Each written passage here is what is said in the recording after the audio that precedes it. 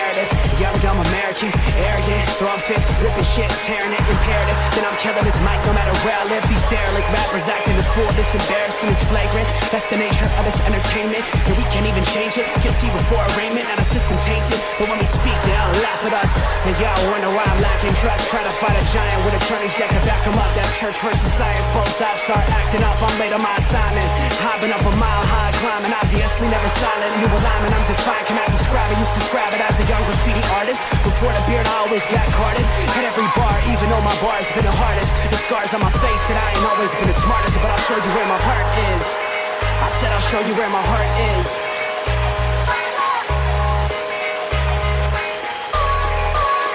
I can show you where my heart's at. See it on my sleeves. Even if the beat stops, my soul will not leave. If I never stood tall, nobody will ever see. I can show you where my heart's at. See it on my sleeve. I can show you where my heart's at. See it on my sleeves. Even if the beat stops, my soul will not leave. If I never stood tall, nobody will ever see. I can show you where my heart's at. See it on my sleeve. I can show you where the type of guy that would ride with the breeze. I'm higher than most people. I'm cold and icicle freeze. I'm liking to Mike Tyson. I'm a bison, a beast. I'm hot like Jamaica, like right by the beach. My pops is from a spot where they're fighting for peace. 8 years old, out there watching people fight in the streets. All these sirens only make the violence increase. Yeah, we're still not loving police.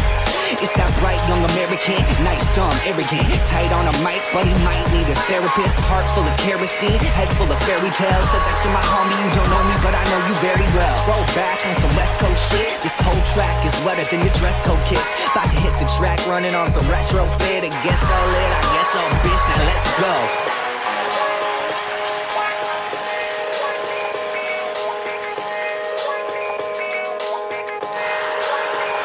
Show you where my heart's at. See it on my sleeves. Even if the beat stops, my soul will not leave. If I never stood tall. Ladies and gentlemen, what's up? It's Tuesday. Hang with the boys, fellas. How we doing this fabulous Tuesday? Robert, Pinky, cheers. Oh, side note, real quick. This whiskey tastes extra sweet tonight because it's the whiskey I didn't have to give Pinky. Ooh. By a technical difficulty, it's tasty. I will say, tasty. So, I still think it's bullshit. Hold on. It is semantics, Robert, but I'm a man of my word. And I said, I didn't say who would be named the starting quarterback. I said who would start game 1. All right. And Russell Wilson did not start game 1. All right. No. I'll give you that. It is crappy for me to lose the bet that way, but 100%. I lost.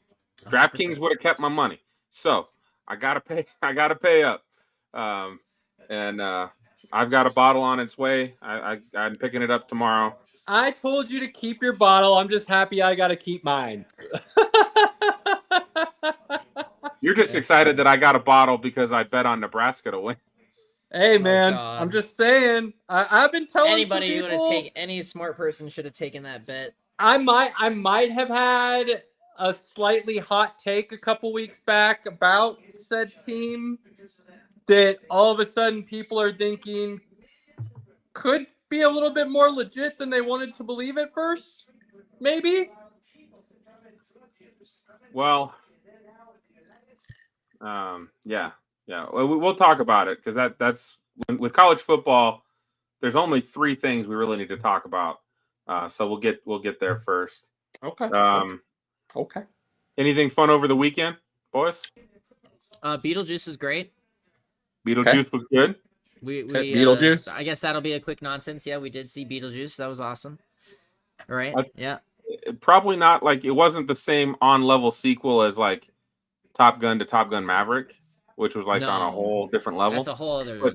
Yeah. But as like sequels go, Beetlejuice is really fun. It really still has the same feel to it. And they did a really good job moving it forward. And left it open tasteful to possibly do another one. So it was good. It was a good, fun experience. So Michael Keaton is epic as always. Michael Keaton is very underrated as an actor.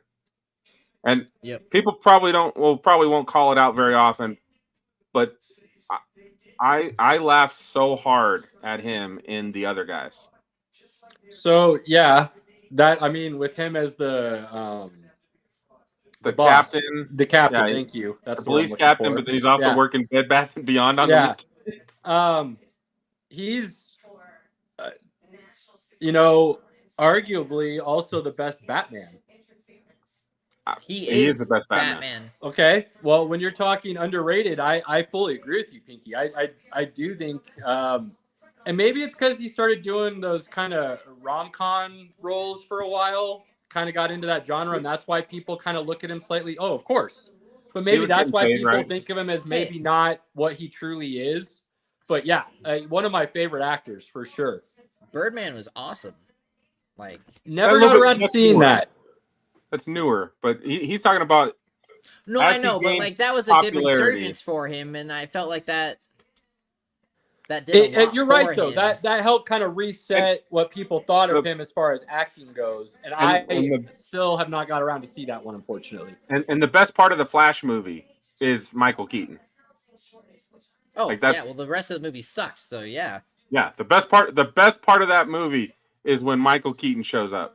No debate about that. I mean, Pinky. I That's why mean, not gonna lie, Otherwise, George I didn't give a Clooney at shit. the end showing up wasn't bad either. No, but Michael Keaton had a like. That's the part of the movie I remember from the Flash. Because the rest of it, for sure, yeah. Now, Robert, it is not George Clooney's fault that his Batman movies were terrible. That's not as a Bruce Wayne. I thought he was perfect. He was a great Batman, Bruce Wayne, but he sucked as Batman. He was terrible as Batman. But the same could be said for Val Kilmer. Val Kilmer was a great Batman. When you give but Batman nipples, Wayne. I mean, like, you're instantly losing at that point. I mean, like, absolutely. I think, right? 100%. So, like, I don't think he had a chance to begin with. 100%. I think they went too over the top with those Batmans to where both of those guys didn't have a chance. Well, I forget who directed those. Old Schumacher directed one of them. But it was like almost like a Tim Burton version of Batman, like, but done poorly. Because Tim Burton did the Michael Keaton version, didn't he? He did the first two.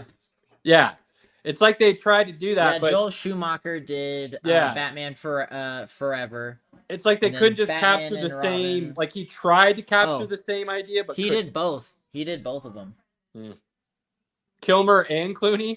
Yeah. Oh, bummer. Yeah, big bummer. Well, the other thing that was funny is, like, I mean, you had Chris O'Donnell play Robin in both, but you had different Batmans. Like, what the fuck? Yeah, well, at least the general story of how he came to know Bruce Wayne was the same, so that was nice. They basically just did the same movie over with a different villain and a different Batman. I mean, the same can't be said for the new Joker movie, but we're not going to get into that. I'm actually pretty excited to see that. Can I boot you? Because I want to. Dude, I like the take. I like the take and where they're going with it. I can't have a conversation with you, Caleb. Hold on, Robert. We cannot judge it from reviews that you read online. I'm judging it based off the fact that you're changing Harley Quinn's origin. Well, you're not necessarily. She's never started off as a psych patient.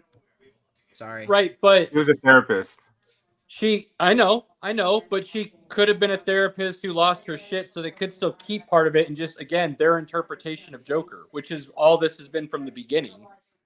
Right, because he's not really Joker. They're just using Joker as the moniker. But it's not really. Like, nobody knows his true origin, right? So this could totally be that. Now, yes, they are slightly deviating from the normalcies of the Harley Quinn saga of how that came to be, but you could still keep parts of that truth of that story, I believe, and still continue on, because she could have been a therapist and then provide some therapy while they're in the psych ward together, just not the type of therapy that's been normally shown in the past. So if they don't do that, then yes, they're really taking liberties that could potentially cause the story to derail quickly. But if they incorporate that somehow, I think there's still a way to tell the story that's very interesting. I'm going to hold off judgment until I watch it. I think that's only fair. But I thought the first one was a good movie, but it wasn't a Joker movie. It wasn't a good movie about Joker. It was a good wasn't the movie about Batman. mental health. It wasn't the Batman with Robert Pattinson. That's for fucking sure. Right. Great movie. We got a lot to talk about, so we can't spend too much time on nonsense. I would be amiss if I didn't give a shout out to my daughter, who had her 18th birthday this weekend. As the other daughter pops up in the background. Of course. And we took her to Green Day and Smashing 18 Pumpkins. now? 18. When the hell did that happen? Got her first tattoo Sunday. Nice. She got a big, almost looks like the Avenged Sevenfold bat across her chest. Oh damn, she went full on first one. Like it. Yeah. All right. Yeah. She may have been in some pain Sunday night. You think Deservedly so, right? Was like, I was wondering if you had numbing cream. I was like, if you'd have told me where you were getting it, I would have absolutely given you the numbing cream I have in the cabinet. Because that was that just seems like it would hurt. So yeah, the beauty of being over 21 when you get a tattoo is beneficial in many ways.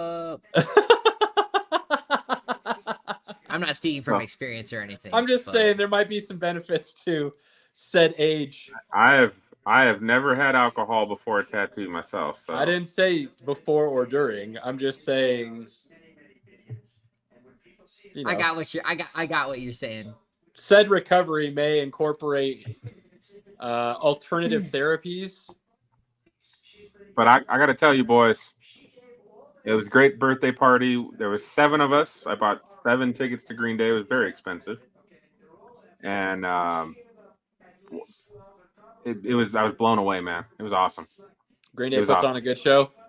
Oh yeah, Green Day put on an amazing show. They always do. I don't think people realize how good a frontman Billy Joe is. He gets the crowd involved. You know, the songs are important. This was cool because it was the 30th anniversary of Dookie and the 20th anniversary of American Idiot this year. So 2 really good albums. Both albums. They played the whole album. It was the 30th anniversary of Dookie. Yeah, 1994. God damn. How old are we, bro? We're old. Like I can remember, and granted it was out, and I'm only 28, motherfuckers. So it was out a little bit already by the time I have this memory. But I can remember sitting in 6th grade science class, playing that through some kids. Like he brought in a boombox, like an old school boombox, and playing that while we all did our science project as a class. And the teacher had let us play the Dookie CD. And went into like their little side room to like grade papers. If they had known what we were listening to, like there's no way that would have been allowed. You know what I mean? I still remember the first 3 CDs I bought with my own money. It was White Zombie, Astro Creep 2000. Great. Green Day Dookie. Okay. And Offspring Smash. Those were like the first 3 that I bought with my own money. And I could tell you my first 3 easy for sure. Now, completely different genre. Completely different, because my first 3 were Wyclef Jean, The Carnival, Mace. I don't know, was that the self-titled? His very first one, Mace. And then the third one was the Wu-Tang. Not 36 Chambers. Enter the Wu. Was that the second one? The double album with Killer Bees and I mean not Killer Bees, Triumph and all that on it. I would need to phone a friend on that one. Why am I mixing them all up? But yeah, those were my first 3. I can't say what my first 3 were, but I know for a fact my first one that I remember purchasing was the Spider-Man 2 soundtrack.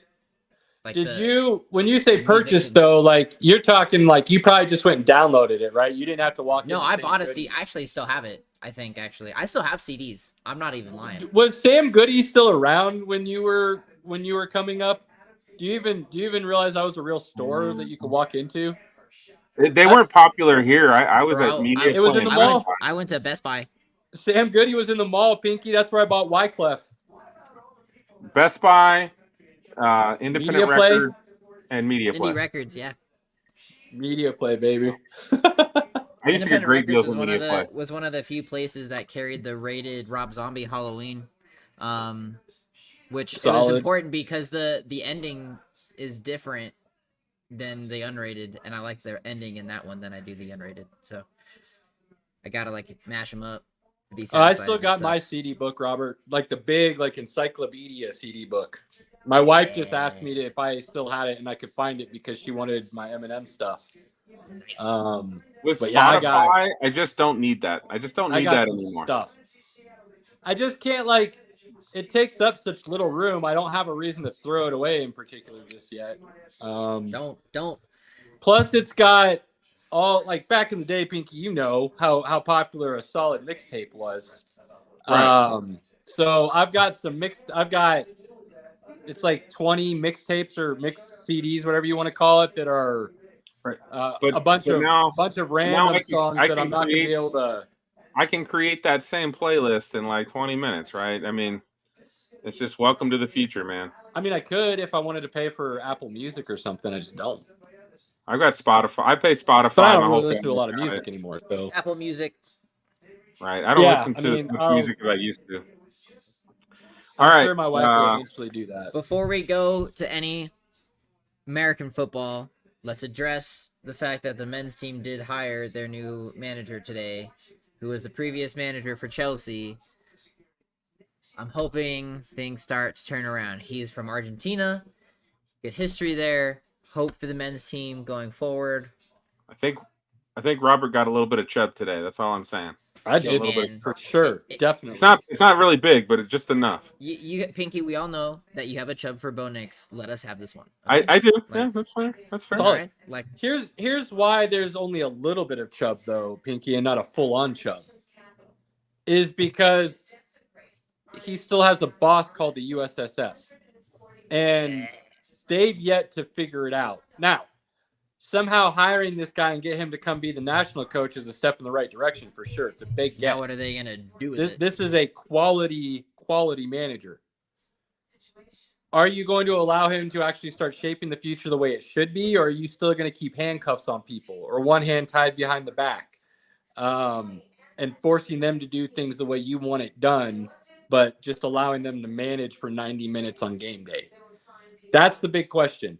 Now, we're not going to get into the whole how America needs to change the youth sports system because, like, quite frankly, that's ridiculous to even say because it's never going to happen. There's too much money in it at this point for that system to ever go away and change. I hope there's ways it can evolve and start incorporating everybody like it should. But as of right now, it's a broken system that's derailed so far. There is no fixing it at this point.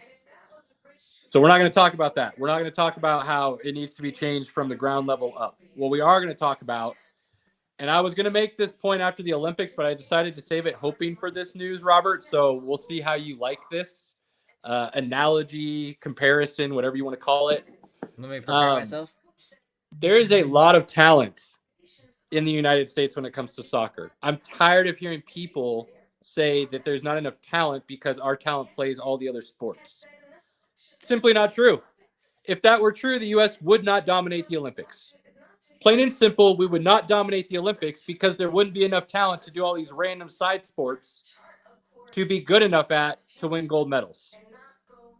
So if there's enough talent in the United States to play all these random Olympic sports and win gold medals, then there surely is enough talent still in the United States when it comes to soccer to be competitive on a world level. It's whether or not you allow that talent to develop the way the rest of the world does, which is play in the top leagues, which is in Europe, and then come over and have the right strategies and formulas, if you will, with that talent to create success on the pitch when you're with the national team. I think that's a lame excuse. I'm tired of hearing it. And in my opinion, the Olympics proved it's an invalid excuse. Thoughts? I would completely agree with that. I mean, the talent that we have is great, and it can absolutely be exploited to be a better, more consistent of a team.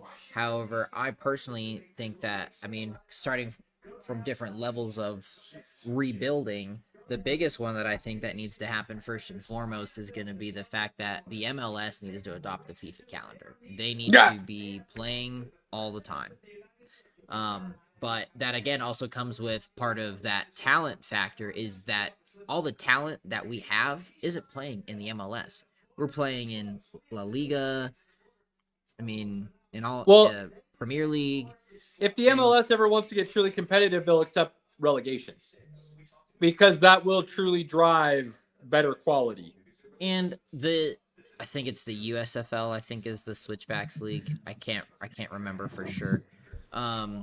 But that league is a lot of fun to watch, and there's a lot of great talent there. And now it's just finding out how to have someone who has the gall and brains to go in and do it. I think that's just step one. But relegation, I think is probably, I would say maybe 2 or 3, but I definitely think number 1, they need to adopt the FIFA calendar. But that'd be a good start. Yeah, I mean, no doubt there. That would be a good start. The talent at that point, I mean, in the MLS you get breaks. In FIFA, you get a break and then you're playing international football if you're on a team. So you don't really break. You're playing multiple different leagues with people that you're also playing against throughout the regular season anyway. So, and I think that's why Pulisic has such a leg up is because he's consistently playing at top tier level. And it's keeping him fresh and ready to be that weapon that we have. A lot of those guys are now, which is why it was so dumbfounding that the former manager decided not to use that talent in positions that were that made sense where they should be playing.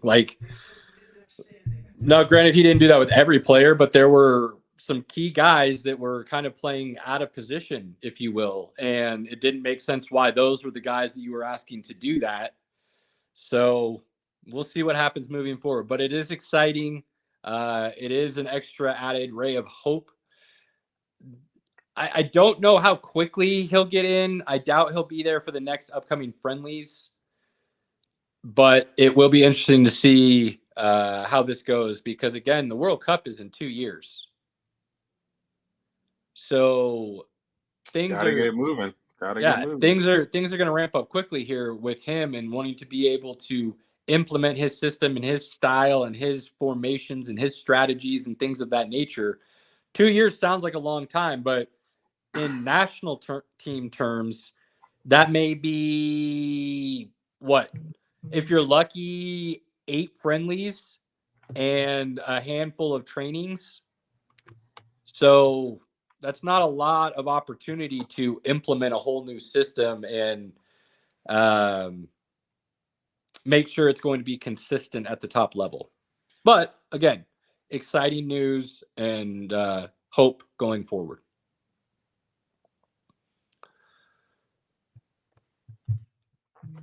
Robert was so excited he left.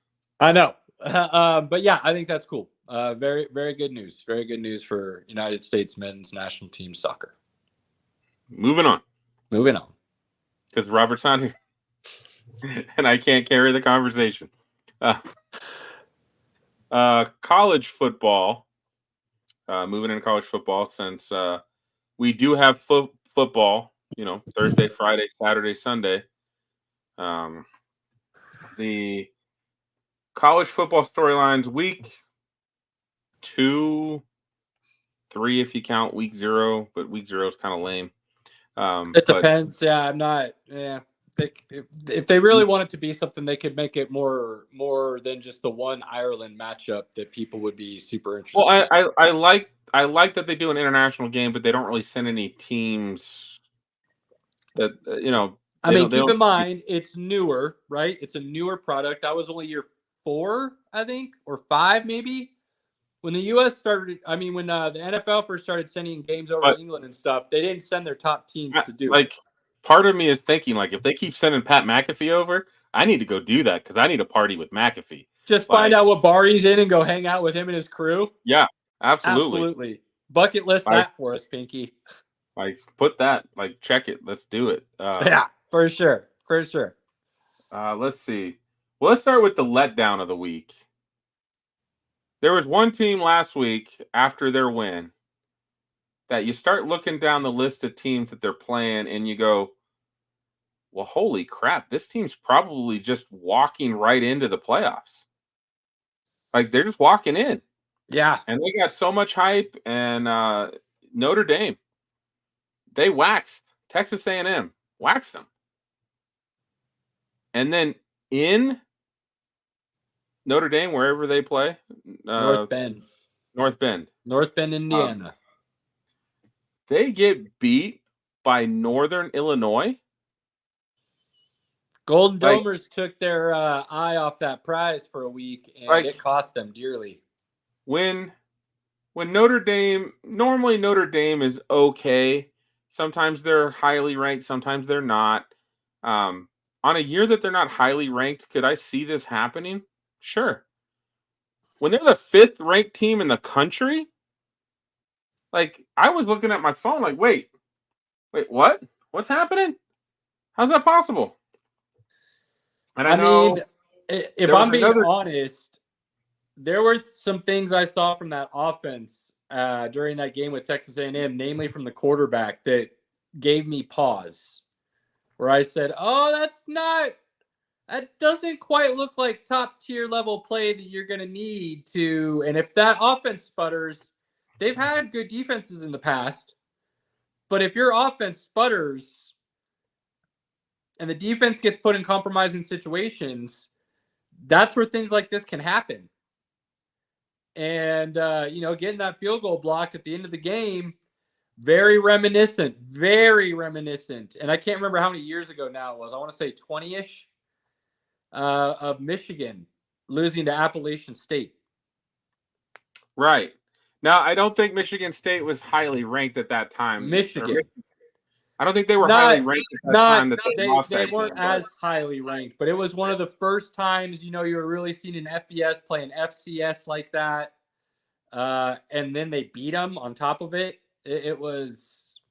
And I remember because Daniel Jeremiah went to Appalachian State, and he will occasionally remind Rich Eisen about that since Rich Eisen went to Michigan. Sure. He's always got that moment of like, that's the greatest sports moment for my school ever.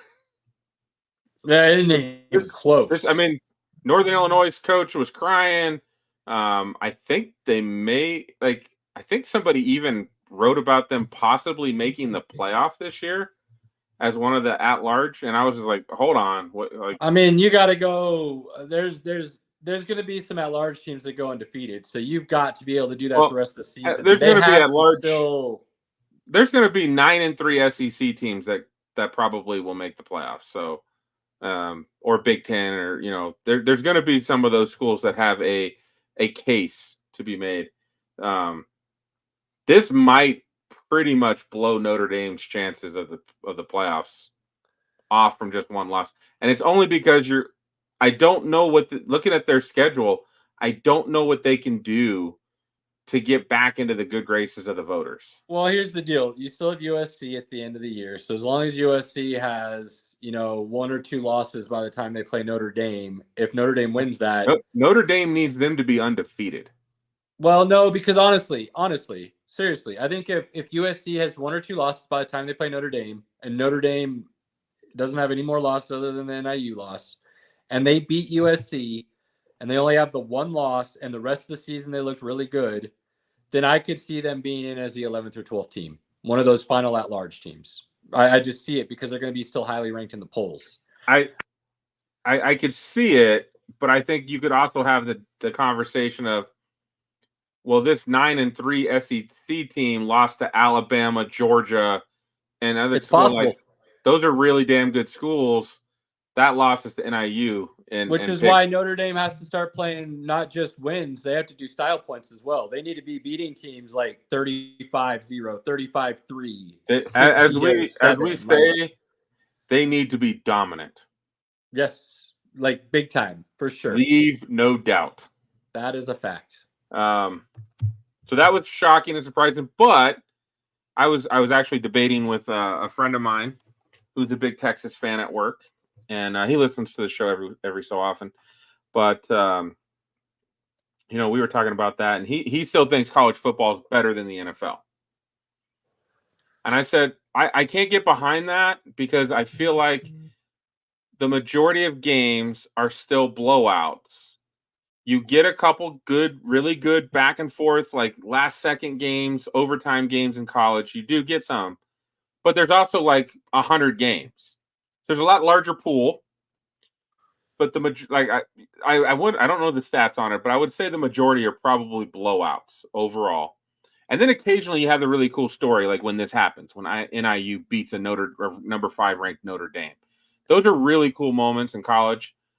But that's why the competitiveness of the NFL makes that just a better all-around product football-wise. Now, if you add in the pageantry and if you went to the school, I understand like there's that and there's the history and all of that.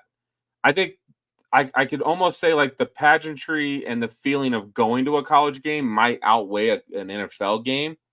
But when you talk about just if you're watching all the games, the NFL provides a way better product than college football. So I agree with you to an extent as far as the product, if you're talking competitiveness, because you're taking basically like the top 1% from college as far as talent and putting them all together in one league. So the overall sloppiness of the game is lessened at the NFL level. So I'll agree with you in that thought. Well, again, for me though, two things real quick. Two things. One, to me, they're two completely different products. While it's the same game, I look at them as two very independent footballs.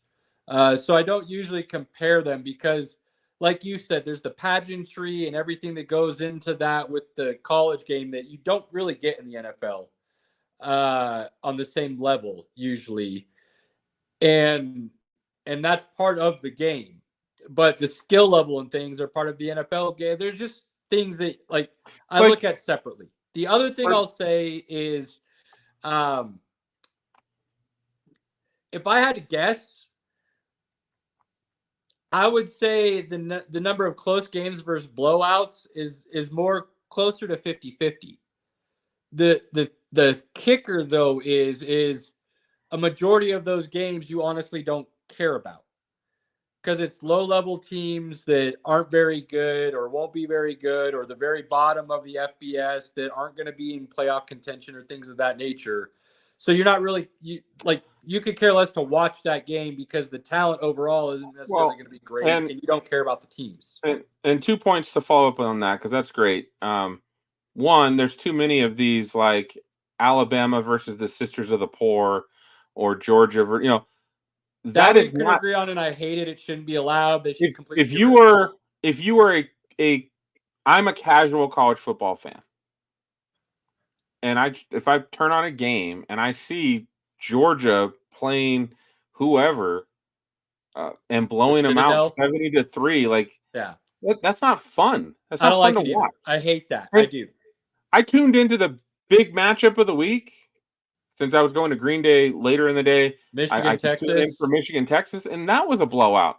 That wasn't fun to watch. I don't think most people thought that was going to be much of a game, though. Texas is really good, and Michigan doesn't have the same level of talent. If you really lined it up, yes, that those were not evenly matched teams at this point, just based on where they're at. Half of Michigan starters last year all got drafted, right? Anytime that happens, you need some time for players. You need time for players to grow. Yeah. But that comes back to that's why I still think the best matchup of the week in the college football was a blowout. It was awful if you're not a Texas fan and you tuned into that game, you're like, this is kind of awful. It's boring.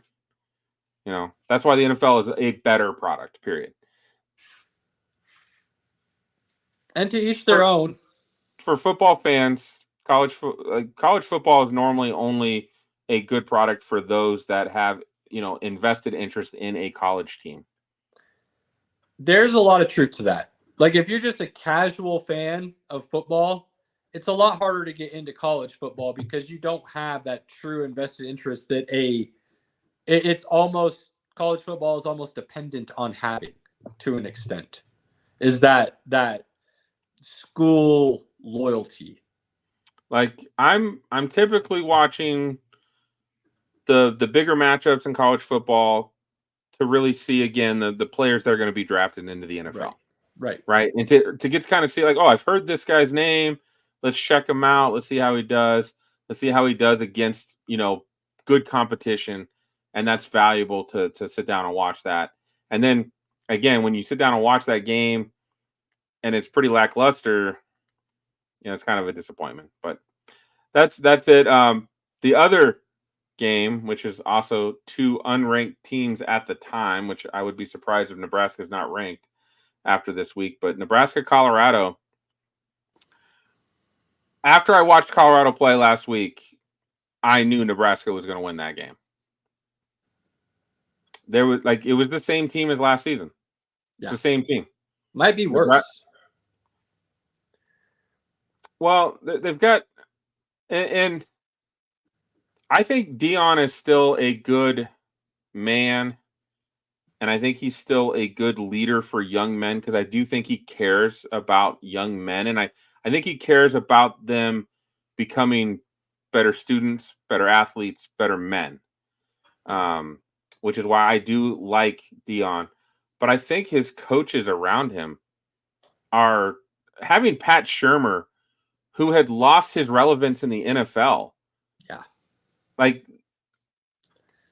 Joel Klatt said it best. He was like, the majority of college offenses have some kind of movement. They have zero. Yeah, they have zero movement pre-snap. And I can't remember the guy's name right now. I'm drawing a huge blank, and I apologize. But the former OC for Colorado that Dion fired 2/3 of the way through last year, I think it says a lot that he was immediately picked up in the offseason to be a head coach. So that school didn't look at his situation and go, oh, you got fired from Colorado. No, they looked at his previous book of work and what he did at Colorado and said, oh, yeah, you can come be our head coach. Whereas Dion decided for whatever reason, and maybe my next point is the reason, but maybe he was too hard on Shedeur and Dion didn't like it. And so he needed to go because Dion wanted somebody to come in and say, look, you're going to be basically a yes man for me, and you're going to make sure my son's taken care of. If you can't handle that, you can move on as well. And the reason I say that is because at this point, while I still believe Dion can be an extremely successful head coach at the college level, because I do believe he can recruit at a high level if he wants to and bring in 5 stars all day and things of that nature, I kind of believe now at this moment, he wanted to be able to coach his son in college to kind of coddle him, for lack of a better way of saying it, and promote his son. And Colorado is basically the only place willing to allow him to do that. So he's not really there to build Colorado as a program. He's there to promote his son to get to the next level. He's there to promote himself. And Colorado's okay with it because Colorado doesn't really want to put money into the athletics programs, but this will bring a lot of revenue into the school. So Absolutely. It's kind of like a win-win for both sides. The interesting thing will be is if there's still schools out there, namely a possible reunion between FSU, that still think Dion can be relevant and really good at that. He hates FSU. I know he does. I know see there's that a happening. Huge animosity there. Nobody really knows how. I could see him. I could see him more likely going and being the Miami Hurricanes' next coach if Cristobal flames out than Florida State, just to go and get revenge on Florida State every chance. I don't disagree with you at this very moment. I'm just saying, like, crazier things have happened, right? And that reunion wouldn't be the craziest necessarily. Maybe he ends up in another SEC school or a Big Ten school where he, like, one of the big dogs that he can resurrect, But I don't believe he's at Colorado for the right reasons, if you will, as a head coach looking to actually promote a football team and all the young men at the school. I But I mean- am with you. I do agree that he does truly want the best for these young men. He's just got an agreement kind of right now where what's best is just kind of to do what's best for him and his son. Now, he made a giant mistake relying on the transfer portal for his team because the product on the field is bad. The coaches, you're right, his assistants are not doing their jobs because, I mean, the play calling alone, people want to blame Shador, and I still think he's the best quarterback in the nation. I do, and I don't care what anybody else says because I still believe, based on what I've seen from him and all the other quarterbacks in the country, you put him on an Alabama, a Georgia, a Texas, man, he's killing it. If you had him behind Georgia's O-line with no pressure, he is slinging that rock. So like, his ability to throw is. People want to talk about the pick six he had and how he stared the receiver down. Yes, that was a bad play, but I've seen a lot of great quarterbacks make really bad plays from time to time. So if you want to pick out one play in one game and all of a sudden say that's why you think he shouldn't be a top pick into the NFL, he was 28 touchdowns and 3 interceptions last year? How many interceptions Patrick Mahomes have in college? Dude. Tons. So, I mean, yes, he threw for 50 touchdowns, but he also had 15 interceptions, 20 interceptions. So I think that's silly. I think for people, if you're seriously watching these Colorado games and you're saying Shador wouldn't do any better on a good team, or the good team would make Shador better, not the other way around, I'm sorry, we're just watching two different things and we're not going to agree. Now, on the flip side, I said last year nobody wanted to believe me, and I think some people are going to have to at least think about it now, whether they want to believe it or not. They're actually going to have to give it thought. If Nebraska had a quarterback last year, this would have been the same result, a Nebraska win. Now, would it have been a blowout? I'm not going to say that. But the turnovers Nebraska had last year, if you go back and watch that game, the timing was awful, and there was a lot of them. But the defense was pretty solid. Well, this year, the offense didn't turn the ball over. They actually have what looks like is the making of a young stud at quarterback. Offensive line is much improved. And that defense, dude, the black shirts of Nebraska, dare I say, are back. I mean, 28-0 in the first half. And anybody that watched that game, watched the whole game, that second half, Nebraska totally just put cruise control on and did not worry about anything Colorado was doing. They were just coasting. It's hard to know where they're at because, again, if you can put – Colorado can't run the football at all. And if you can put any pressure on Shador, he at this moment, I think he does have some issues when he gets hit a lot. And that wears on any quarterback. I'm just saying, if it was 28-24, 35-28, 35-20, I would say, okay, that's not necessarily a dominant performance. But if you literally watch that game, you literally knew Nebraska in the second half, they already knew the game was over. They literally knew the game was already over and didn't even look like they looked like they were out there doing a walkthrough scrimmage in the second half, and they were still putting it to Colorado. So, look, I think Colorado's a bad team. I'm not going to try to sugarcoat that. But what are good teams supposed to do against bad teams, Pinky? They're supposed to make them look like a bad team, right? And I would argue that Nebraska did do that against Colorado. Now, I'm not to the point yet, even as a Nebraska fan, saying that Nebraska is a good team in the sense that they can compete in the Big Ten for a possible Big Ten championship game. I did say, though, their schedule is favorable. I did say the defense was really good last year, and it's only going to be better this year. I did say I believe they have a situation where the offense wasn't going to turn the ball over as much, which would lead to better opportunities for wins. And those things are still very much possible. So depending on how they play these next couple of games against opponents that they will be favored against, I think will say a lot about where their season will be headed. That schedule is It's a very favorable schedule. They should pretty much be undefeated before they match up against Ohio State. There's a reason Joel Klatt said that. And then there's we'll a see reason how well Joel they Klatt measure said up. that in back in like May or June.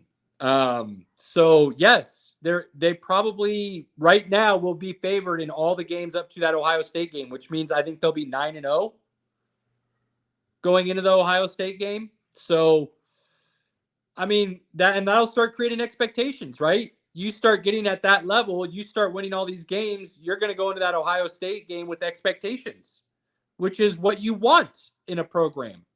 You want expectations. Those are good things to have. Now, depending on how the season goes, would I expect Nebraska to beat Ohio State? No, that's not what I'm saying. But you should expect to be competitive. You should expect to actually want to win and think you can. You should expect to want that game to have meaning. You should expect that even after that game, whether you win or lose, that the rest of the games you have on that schedule have meaning. So I think that's where this program's headed to, and they haven't been in that position for damn near 2 decades. So I'm excited. I was pumped. I had a lot of chirping from a lot of people before the game started. And by the end of the first quarter, my phone was silent, Pinky.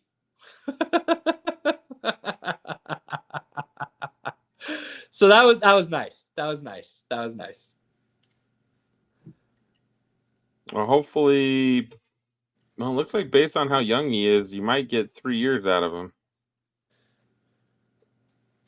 Well, I mean, it's 3 years removed from high school is the rule, is it not? Right. It doesn't matter your age. It's 3 years removed from high school. So I don't see why you don't get 3 years from Raiola. Unless team comes out of the woodwork with a lot of NIL money. I'll keep telling people that want to be like, well, Nebraska isn't even ranked that high on the NIL list and stuff. They can pay him. They can pay him. You are underestimating. I'm telling anybody out there right now saying that. You are underestimating the amount of money available at Nebraska when it comes to NIL if people want to support the program. And if that program starts winning and that program becomes nationally relevant, I have no doubt in my mind that they'll be able to compete with anybody. It's the NIL money plus, like, Nebraska's never going to get the hype that he would get at a bigger program. Why? At this point. It's just not going to happen. Pinky, I don't know. Okay, just hear me out, okay? If he starts winning, and let's say this year they do get to Ohio State and they're 9-0. Let's say they finish the season 11-1. Let's say they beat USC. Let's say their only loss is to Ohio State. Let's say they go to the Big Ten championship game and lose to Ohio State again. Let's say they do end up in the college football playoffs, okay? Big what ifs. I'm not saying that's not, okay? But I'm just saying what if. Let's say Nebraska returns to relevancy in the next year in a manner that is similar to the mid-90s, where everybody hates them. They're highly ranked. Everybody hates them because they're winning national championships. There's a difference. I'm just saying, they don't even have to win national championships, but you're in that conversation. You're getting into the playoffs. You're having a chance.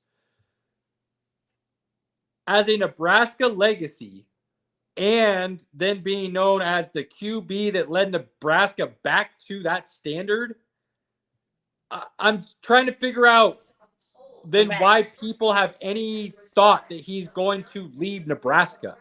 I'm just saying it's a possibility, not that he's going to. Oh, man, we're talking about Nebraska? What the hell? I thought we were talking about NFL. What happened? I mean, I just don't see how – I just don't personally – and I'm being objective. Honest to God, being objective. I don't see how it's a possibility. Unless they just fall on their face and they're not winning and he tries to go somewhere to win. I could – again, going to Nebraska was an easier decision knowing that going to Georgia he wasn't going to start this year. If I could get the same amount of NIL money and I'm starting, I'll go to Nebraska and start. But if it's a situation of going to a school and competing for a national championship, We'll just put you on another Let me level. ask you this, and maybe this is just my competitive spirit, but if I had the opportunity to return a glory program to prominence, or go to somewhere where it's microwave bake everything into the NFL and you can pay for a national championship. No, not microwave bake. If It is, Alabama, because you're just doing 5-star in, 5-star out. but if Alabama, Georgia came calling, and he knows he can't win a national championship at Nebraska based on everything else around him. Now, again, he's looking really good because he's that good, but he doesn't have what he needs to win a national championship. You only get one chance to try to win one of those. I agree with you. I'm just saying, me personally, the idea and the legacy of being an all-time great at the school and not even having to win a national championship to do so, I think, to me, is a bigger draw to try and accomplish that feat of bringing the program back to greatness than going somewhere where you're just expected to win a national championship because of all the talent on the team. To me, my competitiveness is I'd rather go somewhere and try to build something and be known as great because we accomplished something that hadn't been done in a long time, rather than just be part of something that is great And not again, necessarily be known as great. I didn't say he would. I'm just saying there's a possibility. You're not wrong. And that goes for all of the top players at programs that are not considered like the upper echelon. That goes for all programs that have that like top-notch player. You're not wrong, because at a certain point you get to a situation where you have too much talent, and some of it's going to leave because it's not playing. The Arizona quarterback and the Arizona wide receiver who had offers to transfer, and they didn't. They stayed, right? I'm just saying, I think... Well, look at the last couple of years where you had Ohio State guys go to Alabama and start at wide receiver, and Alabama guys go to Ohio State and start at wide receiver. Like, what? Wait, what just happened? Like, so I get it. You're not wrong. You're not wrong. I just think people are underestimating the draw of what Nebraska really is if they start winning and being competitive again. And I agree. Nebraska has the NIL money to pay him. That will not be like the reason he would leave. It won't be money. I will say I am full on drinking every sip of Matt Rule Kool-Aid that I can get, though. Like, the guy just gets it. He honestly just gets it. Like, every time I hear him speak in a press conference, he just seems to have his finger on the button and the pulse at all times. Like, I don't know if anybody didn't watch the game. I get it. But, like, Bud Crawford did the tunnel walk. He was the leader of the tunnel walk for the team. If you don't know who Bud Crawford is, he is arguably the pound-for-pound #1 fighter in boxing in the world right now. He's from Omaha. He's from Nebraska. Rule gave a presser after the game, and one of the things he talked about was Bud Crawford and how, I can say something 1,000 times. Bud Crawford can come in and say it once, and it resonates with the kids. And I'm good with that. I'm okay with that, because then it has an impact. Now they'll listen to the message. Now they'll get it and understand why we're doing what we're doing. He talked about how him and Bud sat for an hour plus in his office afterwards, and he was in awe of Bud Crawford and was just soaking up all this information from him and knowledge, and just the guy just seems to get it. And if you want to talk about, he failed in the NFL, blah, blah, blah, like, okay, fine. But I would argue, based on everything we know now, he failed in the NFL because of that owner. And nobody's going to succeed with that franchise and that owner.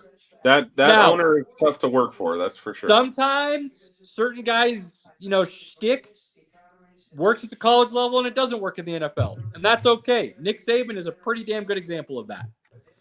So if that's Matt Rule and his shtick works for young men and not grown men, okay. But he's got a track record of doing really good things with programs at the college level.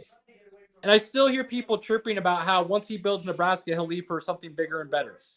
Again, if he builds Nebraska, there isn't anything out there bigger and better. I don't know how else you say that. I don't know what people don't get about that. Their facilities are right there at the top in the nation with anybody out there. There are people out there who say they are the best in the nation. So again, if the program's winning, the school puts the money back into the program to always have all the other stuff at the best. If the program's winning, then the recruits come, the NIL money comes. Nebraska wasn't always bad. Like, there was a time when they were considered the premier program in college for decades. I don't see a reason why they can't be that again. And if they're that again, why would a coach leave that? Especially if that coach is the reason that it's back to that position. Like, that's a lifetime job to me. That's not something you would leave. Unless there is something in his heart that says, my dream job is elsewhere. And his dream job is offered. But I'd have a hard time believing that unless he's mentioned it beforehand. You know what I mean?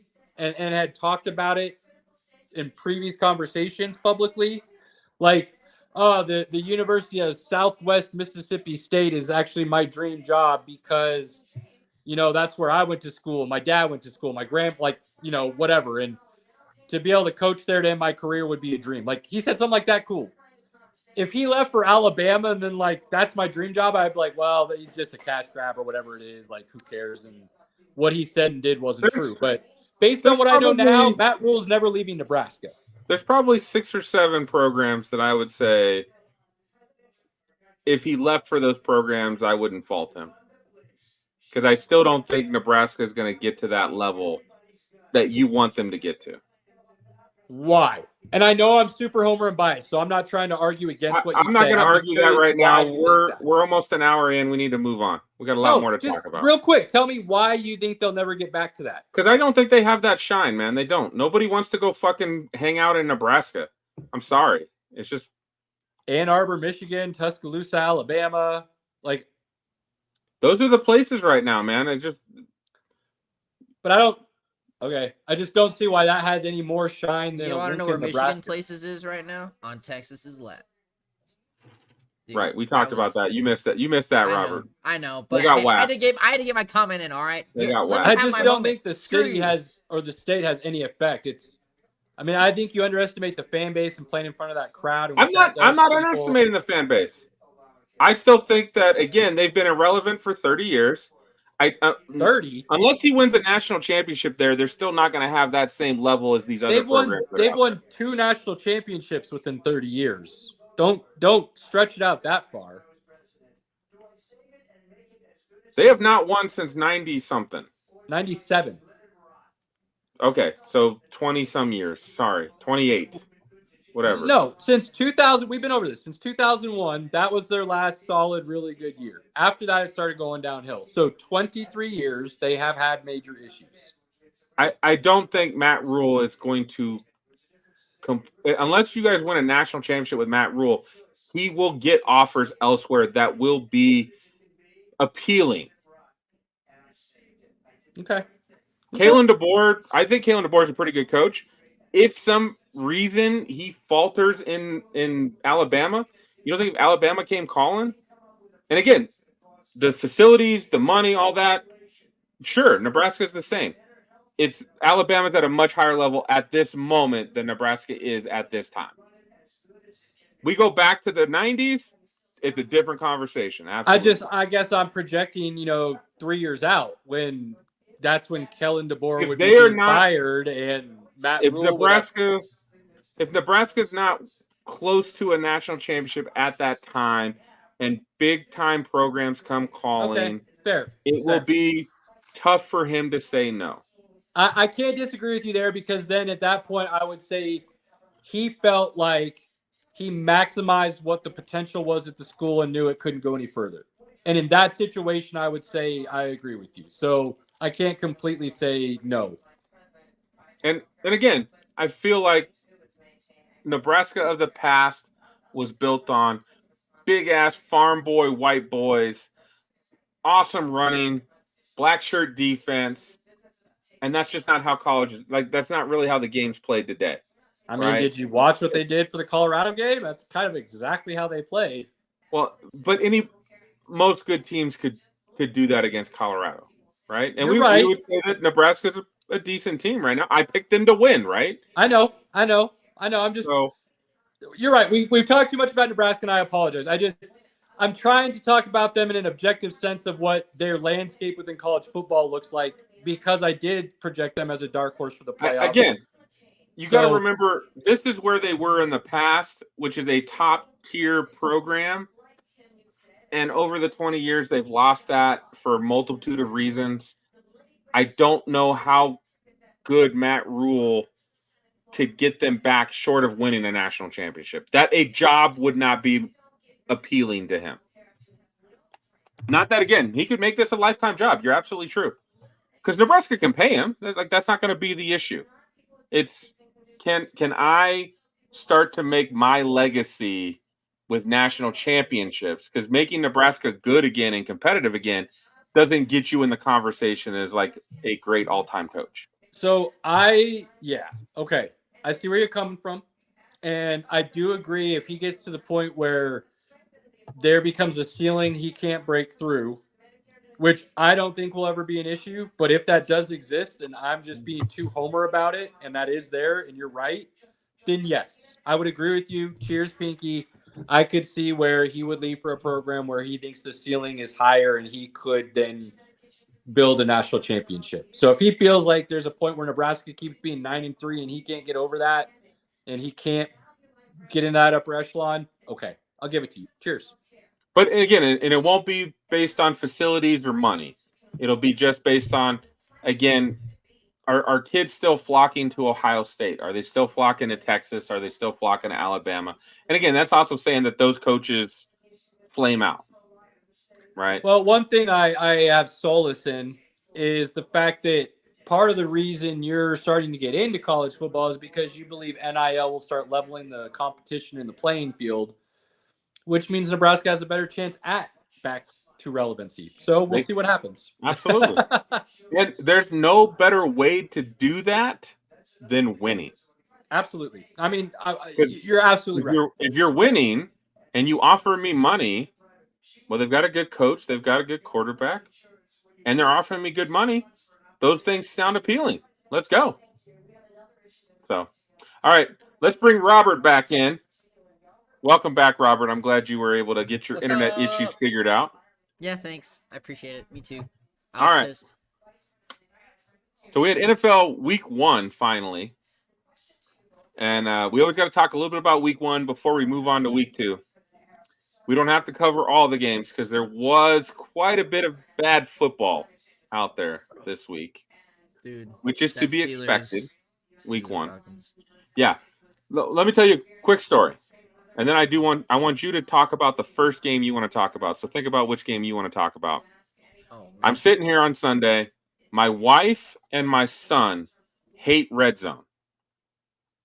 I love Red Zone. Love Red Zone. They want to watch the game, offense, defense, and the the back and forth and all that. And I get that, which is why, again, we watch the full Broncos game, which could be fun or not fun. We watch the Sunday night game, and then we watch the Monday night game, and we watch the Thursday night game, right? So we do get those games where we do watch the whole game. Yeah. But those early slate of games on Red Zone, just going back and forth and get your fantasy going, get my bets going. I like it. They talked me into it, and I was like, fine, we'll watch. I was like, Pittsburgh, Atlanta sounds like an interesting game. Let's watch it. Hang my head in shame. What a turd. What a turd of a game. And Dude, that game Kirk Cousins sucked. does not look healthy. He's not there yet. And again, I will argue the point. Drafting Penix over Rome Odunze showed up in this game because Drake London was covered and there was no other guy open on that offense at all. I don't agree with that. Help that. I mean, the play calling was bad. I mean, first of all, Kirk Cousins, his strength and the reason he's so good is play action. And playing under center, having the play action. You have Bijan Robinson in the backfield. What? He was in the pistol most of the time. That's where I'm going with this. They played like 90% of the game in shotgun. with a quarterback who's not necessarily great in shotgun. Well- Secondly, you had like zero motion or any like true creativity if you're just going to sit back in shotgun, like say a Sean McVay or a Mike Shanahan might do. So you're basically just like, here's our guys, go run a route. If you're going to do that, I can just play zone and match up to everybody you have, and I'm good. So what we expected, a change from that offense, we actually saw less creativity and less smart use of their talent. So that was a big letdown. On the flip side, I was also bummed with the way the Steelers handled Justin Fields and that offensive scheme. I will say, though, and I think this is going to be an unpopular opinion. Bro, they didn't even score a touchdown. I think Justin Fields actually played really well, all things considered. He didn't turn the ball over. He was like, it was 17 for 25 or something like that passing. They didn't ask him to throw a lot downfield. He managed the game and they won. Now, it wasn't spectacular. I'm not going to say he played great by any means, but to me, there's more to build on there good than there is bad. So I think there is a ray of hope going forward that maybe the Steelers could improve Justin Fields and things will get better. With Atlanta, I'm seriously saying, like, if Kirk Cousins is that, you're going to play in shotgun, put Penix in and let's just go. So I think there's two very different trajectories that I'm seeing for those two teams right now. The Steelers, I do see a little bit of hope. The Falcons right now, with that offense and Cousins playing like that, I'm not thinking anything good. I will say this. If Justin Fields, just like Russell Wilson, does not learn how to throw the ball over the middle of the field, he's done. I don't know if you saw his passing chart from this game. I did. I love that the guy put it on Twitter. I was like, it looks like a major league pitcher missing the strike zone completely. I know, like painting the corners almost. Like, yes, it's weird, and it makes you wonder how much of it is play calling and how much of him is scared to throw an interception for a bad read. Again, what I've seen from Field in the NFL is a guy that has to see a guy open to throw it. He doesn't lead guys. He doesn't throw over the middle for some reason. And again, that's where, like, the middle of the field. And again, it's like the run game softening up the pass game. The middle of the field for the pass game opens up everything else. And we can be honest. Besides George Pickens right now, what does he really have out there? Yeah, I mean, I like Freiermuth a lot. I think he is a talented tight end. Freiermuth is a guy that'll catch the ball and get you 6 yards. Like, he's not like that next level tight end. I think he's a Jason Witten type. I think he's a Jason Witten type, a possession guy. I don't think he's going to do anything spectacular, but he can be that really solid safety valve for, like you said, 6 yards and good, which is what every team really wants to have as a tight end, right? If you have talent on the outside. But I also think Justin's got that thing of trying to, like, make the big play versus the easy play. You're probably right. And that, Absolutely. Again, learning and correcting, we'll see. Again, I'm just saying. And week one overreactions, right? That's the fun thing about week one in the NFL. I think there's a slight ray of hope for the Steelers, and I think the trajectory is the exact opposite for the Falcons right now. And that's crazy because that's not what we thought before the season started. At the end of the day, he won the game. But that's probably because TJ Watt is awesome. Well, I told you, Pinky.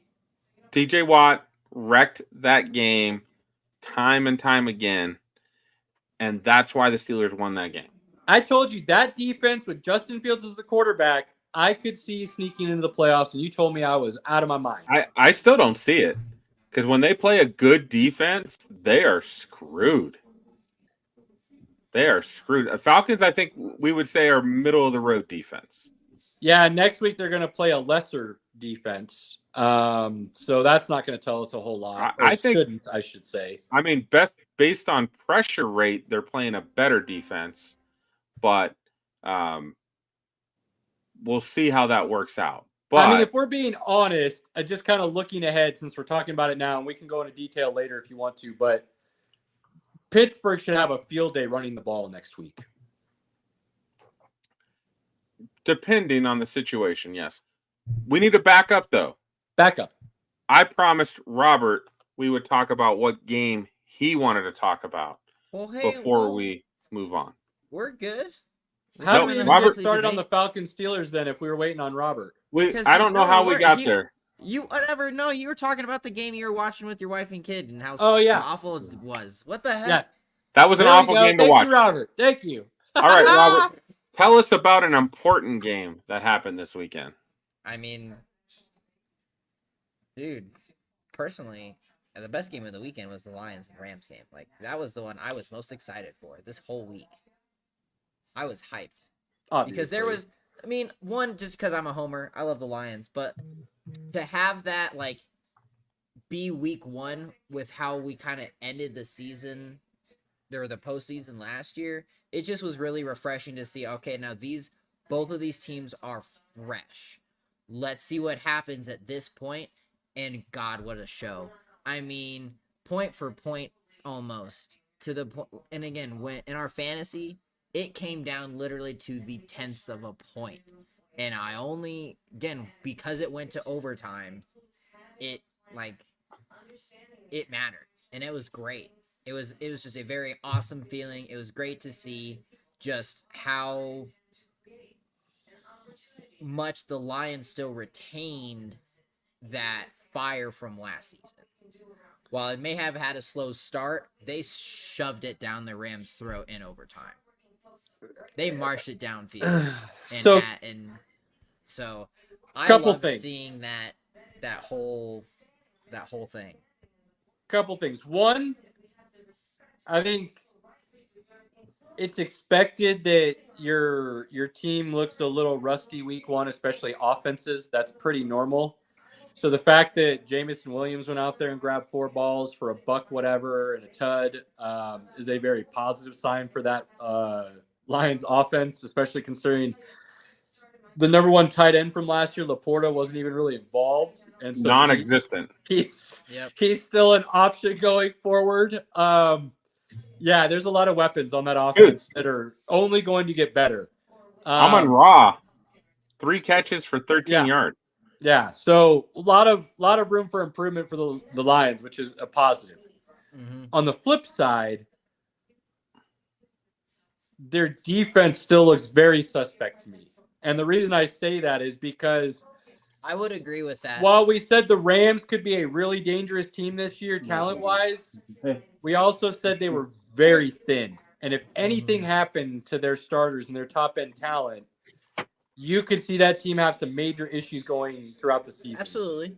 And it is so rare that a team goes a season without injuries that there's a reason we have them kind of falling off a little bit this year instead of improving. The Rams week one, screwed. they have issues. Game 1, week 1, they have issues with starting talent that they don't necessarily have talent to replace it with. So that starting talent doesn't go down, and that game could have gone very differently for the Lions, which I think says more about the Rams as far as how good of a team they are and how people shouldn't underrate them than it does about the Lions. Caleb, let's be completely honest. If Cooper Kupp is healthy and Puka Nacua is healthy, you can't guard those guys. No. Which I'll say in a different league, I have that Stafford Cooper Kupp. The only way you stop those guys is pressure on Matt Stafford, which you can get because they had like 3 linemen out. Yeah, but which you won't get, though, because Sean McVay is such a brilliant play caller that they'll run the ball, and they have a really good running back in Kyren Williams.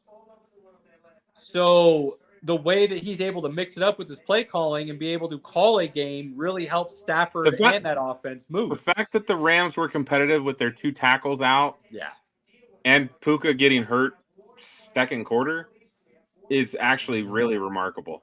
Yeah, so it's going to be really interesting to see how the Rams can handle this season because we have them, I think, 8-9 was our projection, or right in that ballpark. And I think, again, the 3 games. Plus -3, yeah. But I think we're kind of in that ballpark, especially if they suffer injuries like this. I mean, if Puka's out 4 or 5 weeks, that's already a couple games that you. I mean, he's out at least 4 for sure. Minimum 4, I know. That's what I'm saying. So, you lose a couple games that you should have won and that you can't afford to lose early in the season. regardless of what happens later in the season, if you get fully healthy, it may not matter at that point. So it's going to be very interesting to see what the Rams do. Lions should be just fine as one of the top teams in the NFC, like we projected. What was your favorite besides the Lions winning, Robert? Who was that? Who's the player in that game that you're just like, man, that's awesome? Honestly, I really loved Cup. He just looked good. He looked really good. There was a lot of connections that he and Stafford made that game that I was really just like in awe of. Like, man, this is going to be a great thing to see develop over the season. Just again with how strong they already are on the offensive side. Again, with already being out with 2 tackles, like you all said, the Rams are still going to be competitive.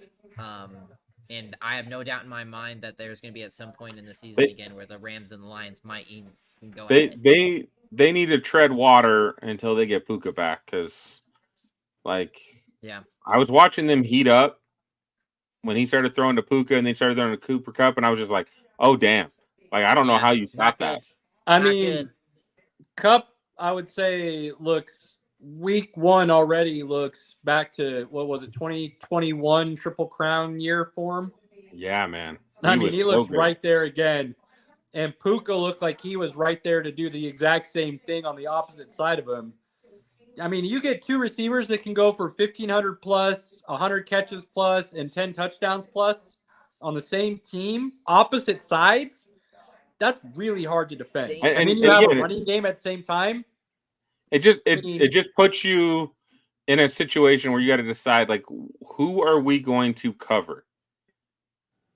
And if you try to bracket both of them, then the tight end, then DeMarcus Robinson, then Kyren Williams is open. Like, it leaves guys open because you're bracketing those guys. So, and even if you bracket both of those guys, they can still get open. That's how good of route runners they are. So, yeah. Yep. Lions got the victory. They were at home. That place was rocking.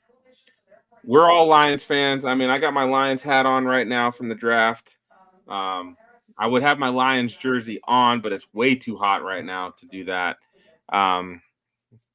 But they need to get Laporta, Amon-Ra involved. Gibbs and Montgomery, like, that's a 2-headed monster, man. As long as those 2 guys are healthy with that O-line, they're going to be tough. Yeah. Defense, I still think they're going to be a top 15 defense. As long as they're a top 15 defense with that offense, they should be just fine. I agree. I mean, Aiden Hutchinson is just a beast, a flat-out beast. I still don't understand why the Jaguars took Trayvon Walker over Aiden Hutchinson. Because they're the Jaguars? Hey, don't be hating on my boy, okay? Like, no. I'm saying they should have taken Aiden Hutchinson. He needs to be at the Lions. Because he had the talent and the production. He needs to be at the Lions, Pinky. I mean, it was good for the Lions. It's good for the Lions. He's a hometown boy. It's good for them. But the Jaguars... Or the NFL stepped in behind scenes and they said, hey, Jacksonville, we don't really care you're taking this hit because we owe Detroit one. Wouldn't that be a script change? Holy crap. I mean... It wouldn't surprise me if that were ever to come out to be the truth. That wouldn't surprise me in the least. Although, I will say that there were some pretty questionable calls, or uncalls, I should say, that went on in that game. Definitely, I would say he was targeting a couple times. I was surprised he didn't get flagged for it. Which I will say that there was a lot of questionable officiating this weekend as well. But the NFL will continue to have questionable officiating until they make them full-time employees, benefits, programs, make them quit their full-time jobs to make officiating their actual full-time job. And that's a whole nother story that we don't need to get into right now because we don't have the time, but that's the real simple basics. Fair enough. Caleb, what game would you like to discuss this evening? All of them. All of them, Pinky. And I know we don't. We're not going to discuss all of them. That's not going to happen. Couple hot takes, if you will. Week 1 opening. We said one game.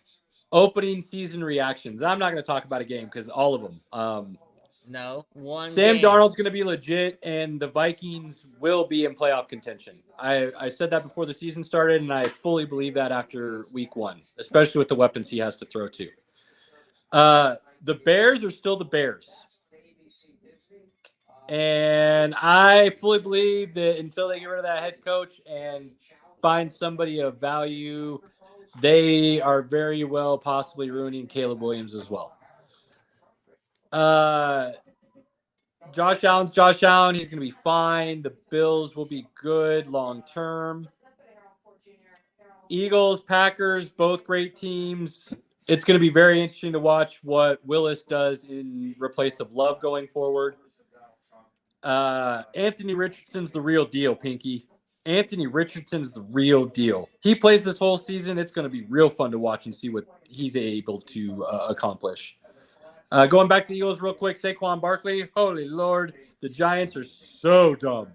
So dumb.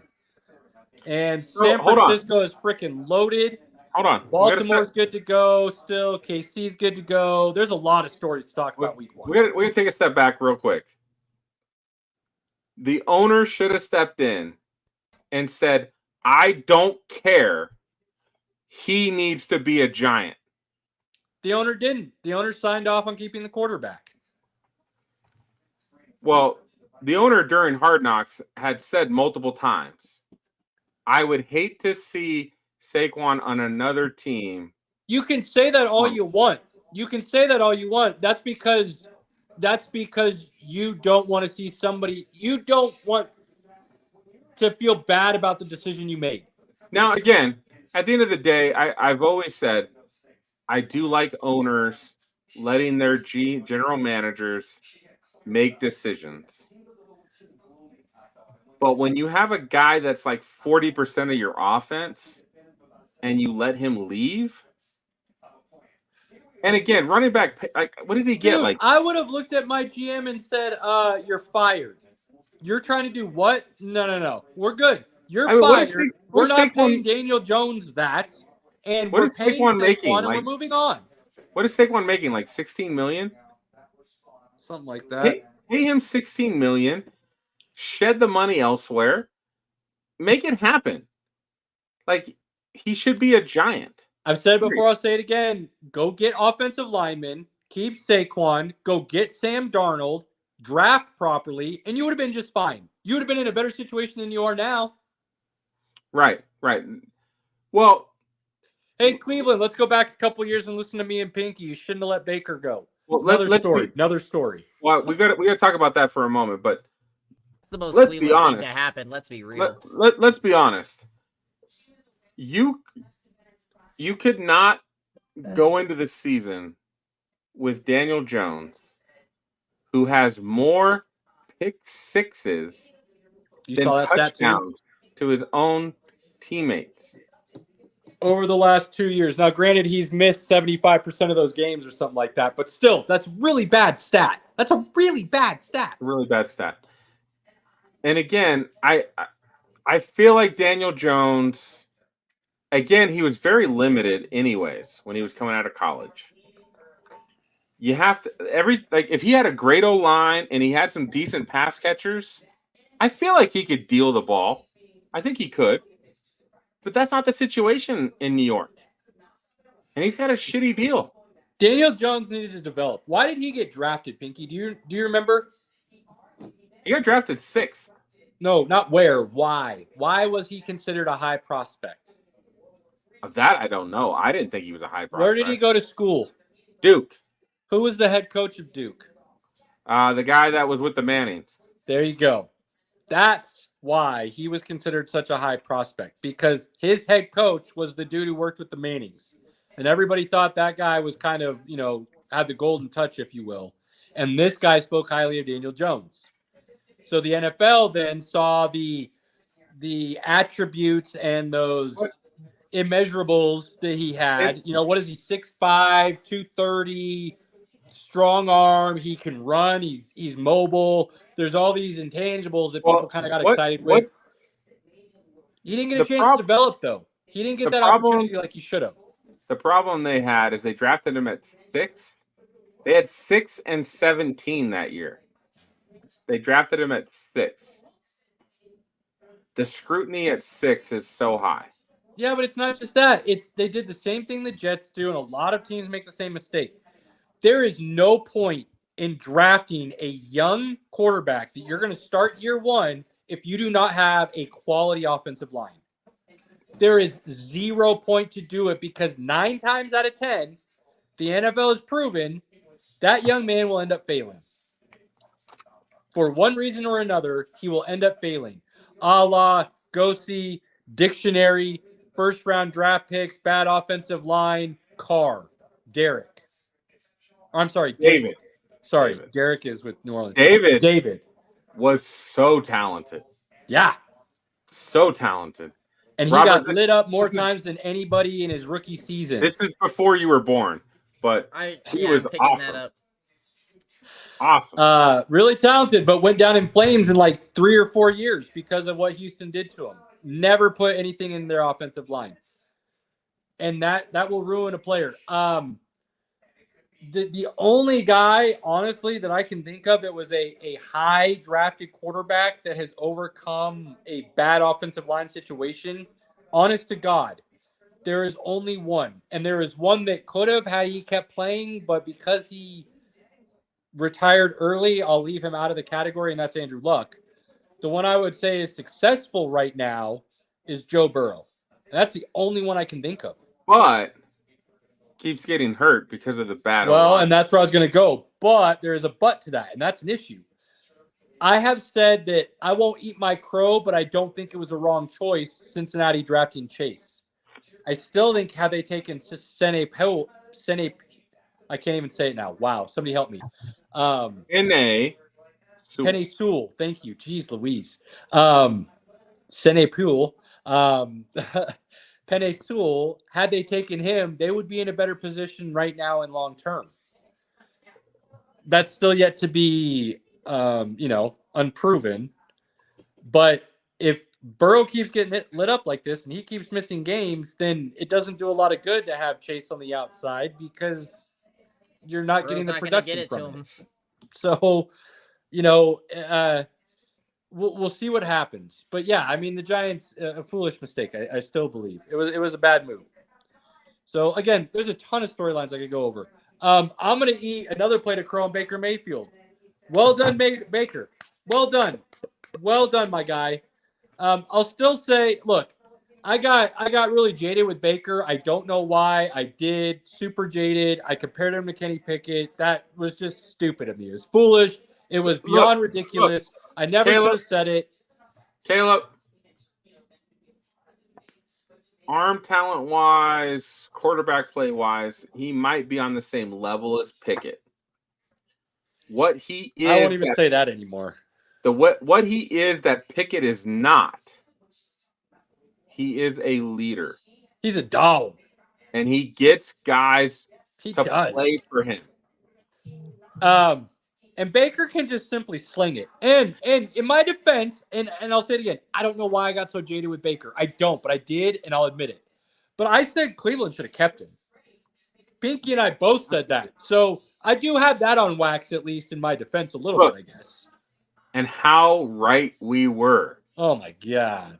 Because imagine what Cleveland would be right now with all those draft picks, all that money, and Baker instead of Deshaun. Bro, they would be a super team right now. They would be a contender, wouldn't they? A legit contender. Dude, they would be so good. So good. Right now. So good. Because they'd have the money. Yeah. And they'd have the draft picks where they get a drafted young talent. That's probably why their O-line is struggling a little bit because they haven't been able to backfill it with talent. Yeah. Look, I wanted to talk about Deshaun Watson a little bit. So my son being a Browns fan, they were playing at the same time as the Broncos. So we had them on the split screen. We were watching the Browns, Cowboys, Broncos, Seahawks. Deshaun Watson is so bad. And I truly think that his allegations, and again, these are all There's a new one that just came out. There's a new one that just came out. I was about yesterday. to say, Caleb. These are all consequences of his actions, right? But I truly think that that situation has dimmed the lights from him. There's no joy from him playing. There's no excitement. He sucks. He cannot regain that form. I truly believe he would retire right now and remove himself from the public spotlight if that wouldn't lose him like $170 million. Yeah. He's not going to give up that guaranteed money, so he will be on the Browns roster. No. He needs to be the backup. He is done. He is done. He is going to force them to cut him. Was there a bigger advocate of Deshaun Watson before the allegations came out than me? No, not at all. To the point where I even had your mind changed on how quality of a quarterback he was. His 2019 or 2020 season is like lights out. He led the league in passing. Like he led the league in passing without a whole lot around him. But after 2 years out from the game, oh yeah, done. Your timing, your thinking, and again, I just think his confidence is gone because everyone hates him. Pinky, this is what I've decided, and you might be right. I think you bring up a good point with the idea that everybody dislikes him is weighing heavily on him, and I hadn't quite thought about that. I was looking at it more, and I think what you said actually has a lot to do with also what I'm about to say. So I like the point you brought up a lot. But I think it's the Conor McGregor syndrome. You got paid, and along with what you just said, the more I think about it, you don't have a reason to want to really play anymore. So if you don't have a love for the game, and you've been out for that long, so you're never quite getting that timing back because you're not truly putting back in the same level of effort and emphasis and love back into the sport, you're never going to come back. You're never going to recover. And what I see now is a guy who is done. And I would be amazed. I won't be amazed, but I have no idea why the Rams. I have no idea why the Browns would not start Jameis Winston going forward. Zero clue why you wouldn't start Jameis Winston. So I don't know if his love of the game is gone per se, but I just feel like he's not. That's what it looks like. Well, I agree. It may not be. He just may never be able to get it back. But just the product that he puts out there looks like he doesn't. Unfortunately, when everybody knows you're a sexual predator, they don't like you. Your teammates do not like you. Your teammates do not spend time with you. Your teammates do not want to interact with you. Exactly. Because you are a sexual predator. And that all, like, football is a team, cohesive, come together moment. And they don't have that, and they haven't had that. And I don't think the team wanted him. And I don't know if the GM signed off on that. That was an owner's decision, period. The moment no GM in the league worth a damn would have made that move. None. The moment he told them, I'm not coming to Cleveland, you are out. It's Atlanta. I don't even know who the other team was. I can't remember either, but there was a second one. It was Atlanta, the Browns, and someone else. As soon as he said, Cleveland is out, I do not want to go there. Done. He does not want to come here. He's got all these allegations. That's a whole bunch of circus that we don't need to deal with. And then he says, and then you say, hey, what do you think about a $230 million guaranteed contract? 250, wasn't it? 230. It's okay, 230. Either way, it's still ridiculous. Because Dak's contract just beat that. Of course he's going to sign on the dotted line at that point, right? Yeah. Atlanta wasn't offering that for sure.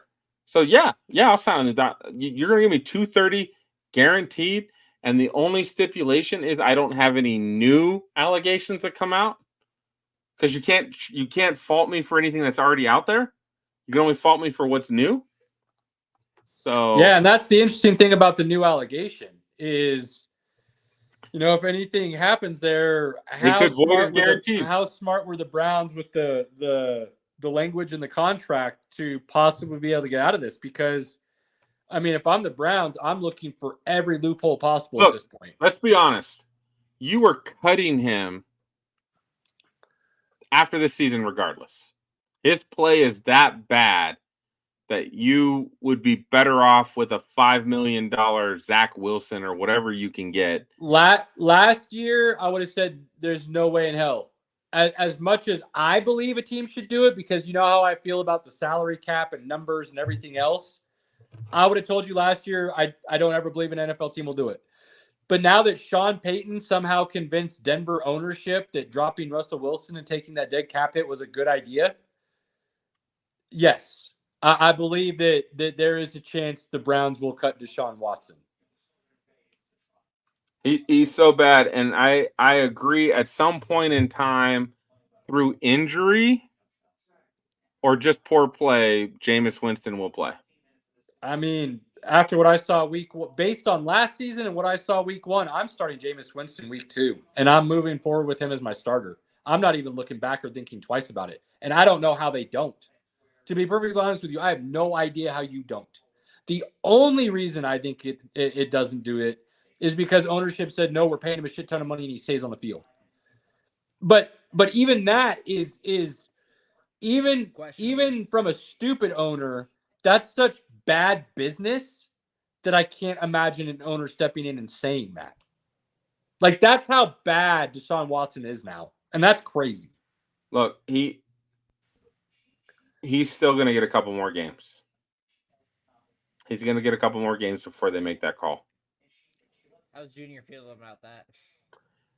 Dude, Junior is so sad. It's not even funny. At one point in that game, he was like, Dad, you can just watch the Broncos game. It's fine. Like, he's like, we don't need to watch this. And I tried telling him multiple times, like, I'm so sorry, buddy. Deshaun Watson does not have it anymore. He just doesn't have it. Mm-mm. And that's the downfall of your team. I was like, you have a good coach. You've got a defensive player of the year. Your defense is pretty good. When Chubb comes back, you have an O-line and you have a running game. You've got Amari Cooper. You've got Jerry Jeudy. You've got Njoku, who's a really good tight end when you find out how to use him. They do know how to use him. They just have a quarterback that doesn't throw him the ball. That's the kicker. Right. They proved that last year with Flacco. So with all those things said, you have a good team, but you have you have one of the worst quarterbacks in the league right now. For God's sakes, you have the reigning coach of the year. Like, I think two points. The Browns would be a better team right now calling Ryan Tannehill off the couch, or possibly Jameis Winston, maybe, or even like grabbing Jarrett Stidham from the Broncos, who's a steady Betty that would at least not lose you games. When you have a great defense, you just need to not lose games. So, all right. Again, I could take us down a bunch of rabbit holes about week 1 and overreactions and hot takes and that nature. Let's be honest. There was two things about week 1. One, the best games were the games that had the best teams. KC, Baltimore, Green Bay Eagles, Lions, Rams. The first quarter of 49ers Jets were good. After that, the game got away. But that was the last one I was going to talk about. I think Aaron Rodgers is going to be just fine. I think that offense just looks rusty because he didn't play for a year. Well, I feel like Aaron Rodgers didn't quite trust his movement because he didn't move a lot. I did think, again, if Garrett Wilson is not open, they are screwed. I don't think long term that'll be the case. I think there was just and maybe I'm wrong, I just think there was a timing disconnect between the offensive line and Aaron Rodgers. And once Aaron Rodgers gets back to true form, he'll be able to start making up for that offensive line deficiency, and you'll start seeing that offense move a little better. But again, they played a perennial Super Bowl contender in the 49ers. And I'm more concerned about the defense of the Jets after that game than I am the offense, personally, especially with their head coach supposed to be a defensive guru. But I don't think that many teams can line up and just run it down their throat like that. They can't, but still, like a lot of people have the Jets as a Super Bowl favorite because of the defense. So last point before we move on to week 2. Guys, it's week 1. Rookie quarterbacks are going to be okay. It's week 1. They're not. Overreact to all of them. Bo Nix and the Broncos, screwed long term. The Bears, sorry, thought you had a franchise quarterback. It's never going to happen. Jaden Daniels might actually be decent long term. Let's dial back the running a little bit. J.J. McCarthy, still not playing. Who knows? Let's continue on. All of that is wrong. Kirk Cousins keeps playing like that, he won't be benched for long. That's for sure. Up, though, dude. Cousins, man. They'll be like, you know what? We'll just eat that money and we'll put Penix. Yeah, right. All right. So week 2. We start with the Bills and the Dolphins. Bills and Dolphins on Thursday night, and that is. There are 2 interesting matchups week 2, and that is one of them. Bills and Dolphins. 49ers, Vikings next, I would say. No. I agree with Robert. That's an interesting matchup, but for other reasons. Let's talk about Thursday night's game, and we'll move forward. Bills, Dolphins, Thursday night football. This is in Buffalo, right? Oh. No. It's in Miami, actually. Thursday night. That is a benefit to Buffalo. It's at night. Yes, that's a big benefit to Buffalo because any game during the day in Miami is god-awful. That's a big advantage that I don't think enough people consider. It is a huge home field advantage, games in Miami. Again, when my friend was at that Miami-Denver game and had field passes to be down on the field and can only stand on the field for 5 minutes before he was like, it's 105 degrees with humidity on the field. And he had to go up to the box. Yeah, I'm curious. That says it all. So teams are allowed to bring in, their own heaters and things of that nature. Would it be illegal for a team to bring in a soccer style bench where they have like the awning that players can sit under to give them a little bit more protection from the sun? I wonder if that would be illegal, like if the NFL wouldn't allow that.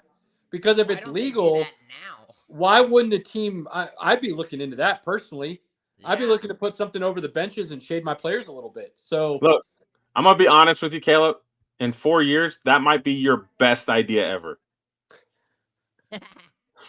That is literally one of the best ideas you've ever had, and literally, like, that is amazing. To the NFL, let's go. That is that like, and it makes complete sense. Like, and that's like the biggest. Miami built that stadium that way. Yeah, on purpose. On purpose, to where the sun goes right down onto the opposing team, and the home team has shade. Like, that's why they built it that way.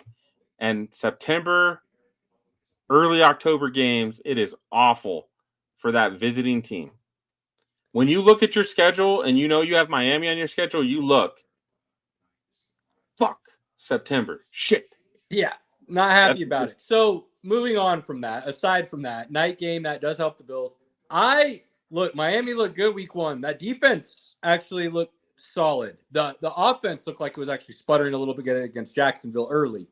They got going late, so not a big deal. But I mean, I like Buffalo, and I've said that I was not down on Buffalo. I thought the offense would be addition by subtraction this year. I said that. I didn't think the losses on defense would be as big and glaring as people wanted to make them sound like they were going to be. I thought it was more name than talent necessarily that they were losing. And I think week one, they showed that. And I think they're only going to get better as the season progresses. Dalton Kincaid didn't really even, we're talking about Laporta not really doing much. Andrews not really doing much. Like, we're talking about these big name tight ends not really doing much week one. Well, probably because that's what the defensive game plan was to take these key players out of the game. So when you see these offenses still being able to roll with other players, to me, that says more good things than bad, because that talent will eventually get going. So I like what I saw from Buffalo week one, and I do think they go down to Miami and take this game. Take Buffalo and the 2.5 points, baby. Ooh. They're 2.5 point dogs. Okay. Take them in the points. You guys like 49ers Vikings. I don't think that's the second best interesting game, but I'm not saying it's the second best interesting. I just do think it's an interesting game, but that's more personal reasons, I would say, than national reasons, if you will. Look, if Sam Darnold can ball out against the 49ers, he might make me a believer. What do you need from what do you need from him against the 49ers to think he can truly do something this year? Like, does 250, 1 interception, they lose by 10, like, is that enough? Jordan Addison's out, so it's just Jay Jetta, Aaron Jones. I think they're gonna struggle in this game. Okay, I'm just asking though, what do you need to see from Darnold to say, okay, I might have been wrong about the guy? I'm not even saying fully admit fault. I'm just saying, to make you second guess yourself, what would you need to see from Darnold against the Niners for that to happen? I think if he just made the game competitive, I think I could give him a vote of approval there. Okay. Because again, they played the Giants week one. Yeah. It's the Giants. I agree. And they looked good. He threw to Addison. He threw to Jefferson. They got work from Aaron Jones. Their defense chipped in. It was a good team win, but it was the Giants. I agree. This is a measuring stick game. And it's 6 point 49ers by 6. I would be surprised if the Niners don't win by 10 or more. I still think Sam Darnold will have a solid game, but I think the Niners should win by 10 or more. Go ahead and take the Niners in the points. Hammer that. Like they're going to win by more than that. I like that. Yep, I'd agree with that. They're going to win by more than 6. And again, game flow, is it competitive for a little bit? I do think the Vikings defense is aggressive. I like Brian Flores. I like what he's doing there. If they can kind of hold him down for a little bit, but eventually the floodgates will open. Okay. Is eventually what will happen. Let's wait and see what Pinky has to say about Sam Darnold next week and his performance. The interesting game of the weekend, which is a playoff rematch, is the Buccaneers-Lions. That's the interesting game of the weekend to me. I will say right now, I agree with you, Pinky, and I did not expect to say this, but I truly believe this. I do. After week one, I think Baker Mayfield has finally fully believed in himself, as crazy as that might sound, that he is a quality starting quarterback in the NFL.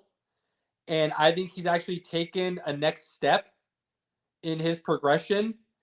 And the way I saw him distribute that ball, with the talent they have on offense for him to distribute that ball to, I think they're going to give the Lions defense some nightmares this weekend. I love the Lions, and I think the Lions will win this game. But I will take Buccaneers in 7 points all day. I like that. I could see this a 34-31 game.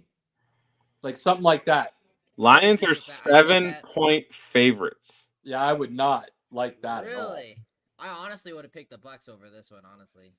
No, I think the Lions will win, but Yeah, I will take the Bucks and 7 points. No problem at all with that. Ooh, you know what? that's No wonder. boy. Okay, You guys just gave that me a great idea. I could see the Lions winning, not a problem there, but a high-scoring, competitive game. I do believe this will be.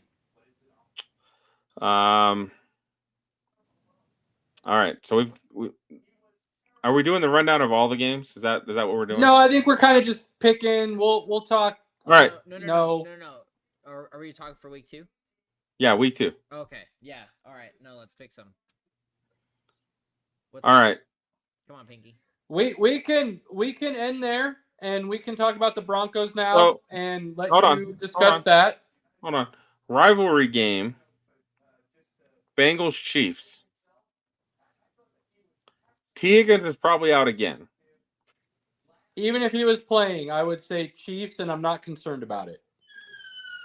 I have a feeling with Higgins not playing, I think I would hammer the Chiefs and the 6 points they're getting. They're 6-point favorites. I think I like that. I like that. I think Burrow, for whatever reason, struggles early in the season. I think that doesn't change in week 2. I think there's still some growing pains there. And Jamar Chase didn't play or practice or anything up until week 1, basically. So he's still got to get up to true game speed. That's not going to happen in 1 week. There's a lot of things there that the Bengals' early season struggles will continue, I believe. And yeah, Chiefs 6, I'll take that. I'll take that all day. There's 3 more. Okay, there's 4 more interesting games. Everything else, I think it's probably, already decided. Saints Cowboys is an interesting game. Saints blew out the Panthers, which kind of showed just how bad the Panthers are. Yeah, I don't think it says bad. I don't really think it says anything about the Saints. I think it just says, yeah, Panthers are awful. But Saints offense was pretty good, and they have a new OC. They do. So maybe that's the interesting part to me. We've always thought Derek Carr was capable, but you needed to kind of scheme it right, and you needed to have some protection. If they can do that, they do have some weapons. No doubt about that. So that's where I think the Saints-Cowboys is interesting. Cowboys just dismantled Deshaun Watson and the Browns. And again, Deshaun Watson was awful. I think the defense looked as good as it has in the past. It's just a little bit different, like I said it was. As bad as Deshaun Watson was, I don't know how good that Dallas defense is. That's why I think this is interesting, because I think. So I want to say they did what they're supposed to do against a bad quarterback, but you are actually kind of right there, because there are a lot of plays, now that I think about it, where Deshaun Watson had guys open, and he just. I mean, there was a touchdown opportunity to let his guy go up and grab it, and he threw it like 15 yards out of the back of the end zone. Like, didn't even give us that chance. So, we know, as Broncos fans, that Jerry Jeudy kind of let us down quite a bit. He was open so much in that game, and Deshaun Watson had no ability to get him the ball. I think giving CeeDee Lamb another week is good for the Cowboys. I think Zeke looked solid. I think Jake Ferguson not playing could be sneaky impactful. This game is interesting enough to me that I would not bet on it. That's fair. That's fair. Cowboys are getting 6.5. Okay. Yeah, no. What's the next one? Rams Cardinals. I think Arizona played really good. They played really good against Buffalo. They let it get away from them. Rams are done with a lot of injuries. It's kind of one of those things where it's like the better team just kind of slowly eventually took over. Right. Is kind of what that game looked like. But Cardinals were what we thought. They were going to be competitive, and we said that would happen. So I think that's a competitive game at home. They're 1.5-point favorites over the Rams.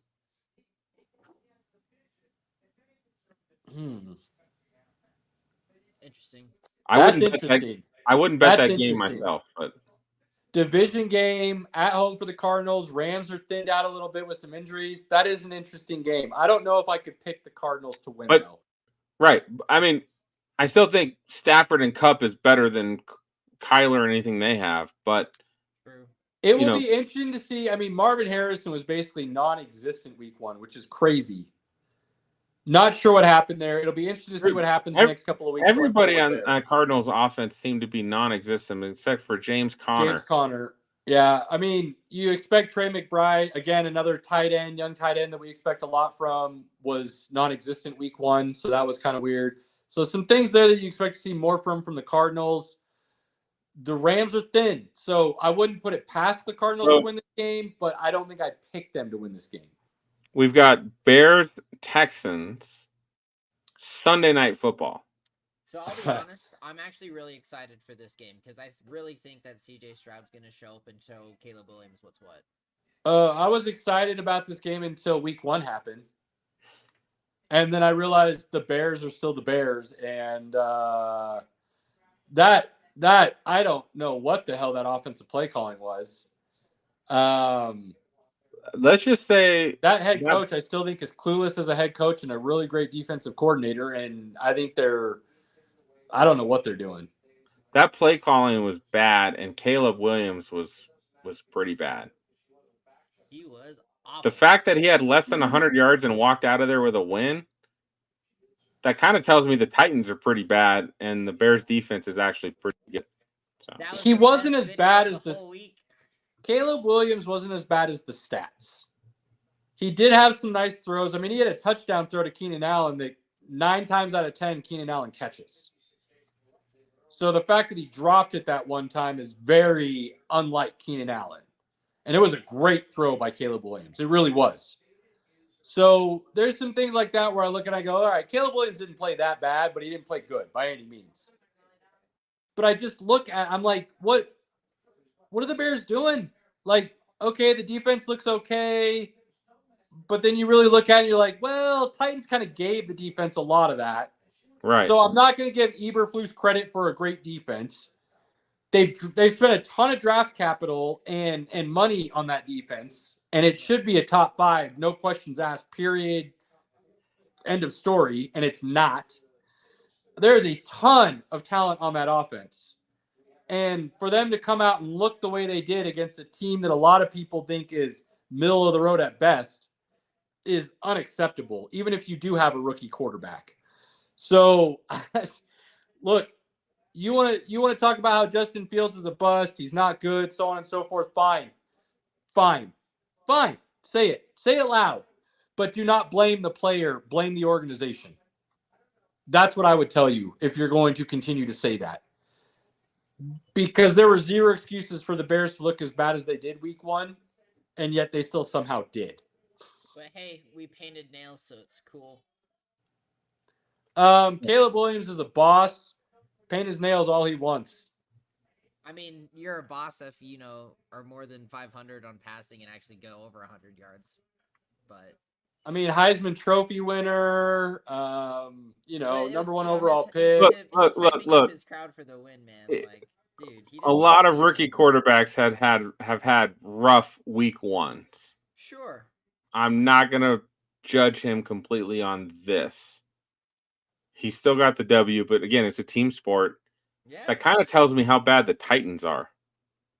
Dude, they are awful. That the Bears on offense played that bad with all that talent, and the Titans still lost. And that video of Will Levis just in agony that was just epic. Like, their coach actually said after halftime, if they had literally just punted the ball, they might have just won the game. That's how bad it was. Yeah. So, really don't know where the Bears are. I don't think they're going to – I think they might be better against the Texans, but I still think the Texans have more talent. The Texans win that game, and I don't think it's a question. Well, in all honesty, Texans by 10+. Vegas has it as they're 6.5 point favorites right now. Where's our list? 6.5 point favorites. And then the last game is the Monday night Falcons and Eagles. And this will go. I think this will just go to continue to show that the Eagles are still a really good team that people were writing off. If if Kirk Cousins is truly not healthy and they can't run a Kirk Cousins offense, this game is going to get ugly, and it's going to get ugly quick. Eagles are 6.5 point favorites as well. If the Falcons come out and run the same offense they did last week, this is going to be a lot worse than 6.5. And I would be tempted to say my lock of the week. Go ahead and take it. Lock it in. Colts Packers. Colts are winning that game. Malik Willis is that bad, bro. He's that bad. They would have been better calling Ryan Tannehill off the couch than starting Malik Willis. I don't agree with you there. The issue is he's only been there 2 weeks. So how much of the playbook can he really comprehend? But I love LaFleur. I think he's a super creative play caller, and I think Malik Willis is I'm not going to say he's great by any means, but I think he's better than people might believe. And with all that talent that Green Bay has and a solid running game that they do have, I think he might surprise some people. I do not. He's bad. I don't think I don't know how you can say he's bad. We haven't seen enough of him to say he's bad. I just think he's bad. And he was with the Titans that literally had nothing. Well, and what he did show wasn't ever bad. I will be more than happy to put my money on the Colts and as they are 3-point favorites. So lock of the week, Pinky is taking the Colts. Colts over the Packers. If you are in a survivor pool and you're looking for that team, so Colts over the Packers. Yeah, no, there's this thing that we do in streaming where we're gonna clip this and then we're gonna play this on a loop next week when Pinky's wrong. I'm not gonna be wrong. The Colts are gonna win that game, and Caleb knows it. No, I don't agree with you at all on that. You're gonna be there by yourself. My lock of the week is, I think, way easier and a much smarter decision, and that's the Chargers over the Panthers. I mean, that technically is the lock of the week, but the odds on that are horrible, Caleb. So you won't even make any good money on that. I don't care. You're talking about survivor pools. I'm trying to pick a guaranteed winner, not a possibility. I'm gonna go ahead and do a one that I have no stake in at all, but I really think that it's gonna be pretty contentious. Is I actually think that the Cowboys will be in over the Saints. I don't hate that either, actually. That's really, I mean. You don't take the Cowboys against the Saints, Robert, in a survivor pool. The Saints looked pretty good last week. They do, but you don't take the Cowboys in a survivor pool when you can pick them later. That's what I'm saying. Against the Giants. You in a survivor pool, you have to pick the team that you're like, there's no way that team loses to that team, and I'm not going to pick them again. Because you can't pick them again. Yeah, that's why a lot of people got hurt last week by picking the Bungles over the Patriots. Not a smart pick. I'm in a survivor pool where you get two chances, and 4 people picked the Bengals last week, so they've already got strike one. I'm in a survivor pool. Who did I pick last week, Pinky? I don't know. I picked the Saints. Damn right, you picked the Saints. Why did you pick the Saints, Pinky? Because they're playing the Panthers, and the Panthers are awful. Damn right, Pinky. You know who we're picking every single week in a survivor pool as a podcast this year? Whoever plays the Panthers. Or the Giants. We will debate those opponents and their merits. But I guarantee you, if I'm in a survivor pool, which I am, my strategy right now, as of this moment, is to pick whoever is playing the Giants or the Panthers. Right. How long? What's the over-under on when does the Drew Lock era start in New York? Oh, damn. Week 5 right now. Over-under week 5. It's coming. Drew Lock. The Giants bye week? Give me a second. Second. It's coming. Let's move on. While I look this up, let's move on to the last game you want to talk about. Let's talk about your Broncos. He's the backup for the Giants, you're saying, right? Well, Yeah. Look. Broncos this last week got out coached. They did Say not. what? Say They got what? out coached. They got out coached. Hmm. And Interesting take, Pinky, but I don't know. If I agree Sean with that. Payton made a reference to him. You know, if he had some things he could do over, he would definitely change some things. Seattle's defense was so good. Broncos wide receivers had no separation. When they did catch a ball, Seattle tackled right away. There was no yak, no yards after catch at all. The screen game didn't work. They stopped running the football. For some reason, Javonte Williams slipped and cost the Broncos 4 yards on one play, and after that, he really didn't get to touch the ball much after that. It was the Jaleel McLaughlin show after that. Dude, what happened with Sutton's drop pass, man? Sutton dropping. There was quite a few drop passes that hurt.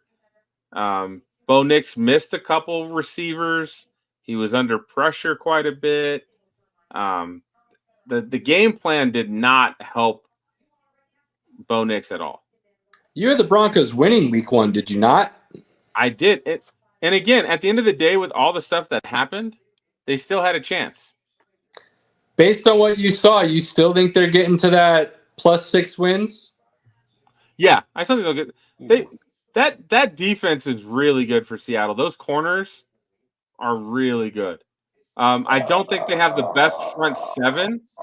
That front seven's not amazing, but it's pretty good. I still think all of the shit that went wrong, and they still had a chance to win. That says something. Now, again, do I think they might get to 8 or 9 wins anymore? No, probably not. Can they get to 6? Yes, I think they can still get to 6. But they're going to have to actually stay within their identity.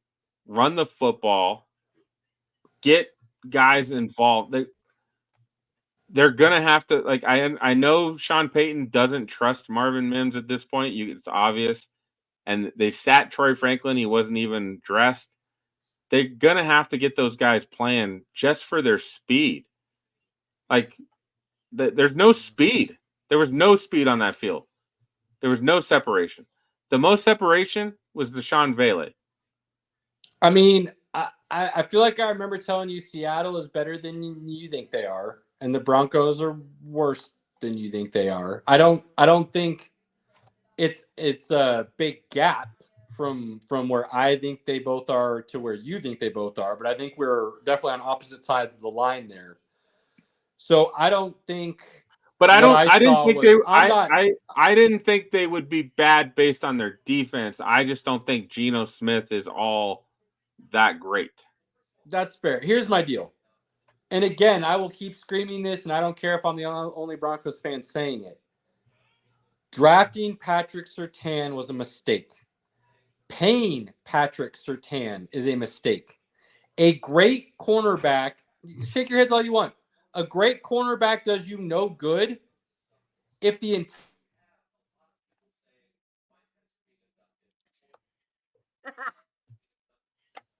When you make bad takes like that, I just got to mute you, man. Bro. That's just a horrible take. That's a horrible take. It's not. There is not any. I'm done. I'm good. Continue. Say what you got to say. There is not a media analyst that is going to go to that level that's saying paying Patrick Surtain is a mistake. Period. Because you know what? After he got paid, the next day Jalen Ramsey got even more money than him, and nobody made a peep. And Jalen Ramsey is nowhere near that level at this point in his career. He's not even he's nowhere close to being worth that. That's a horrible take, Caleb.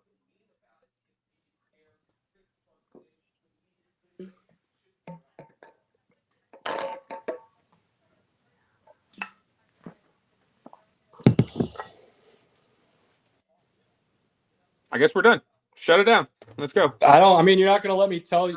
explain why I think that. I'm so not. there's I'm not no going to let reason you talk continue. horrible takes like that, man. If you want to say Justin Fields is still a better pick, fine. But saying they shouldn't pay Surtain, who's obviously their best player on defense, because they don't have anybody super talented on defense, is a bad take.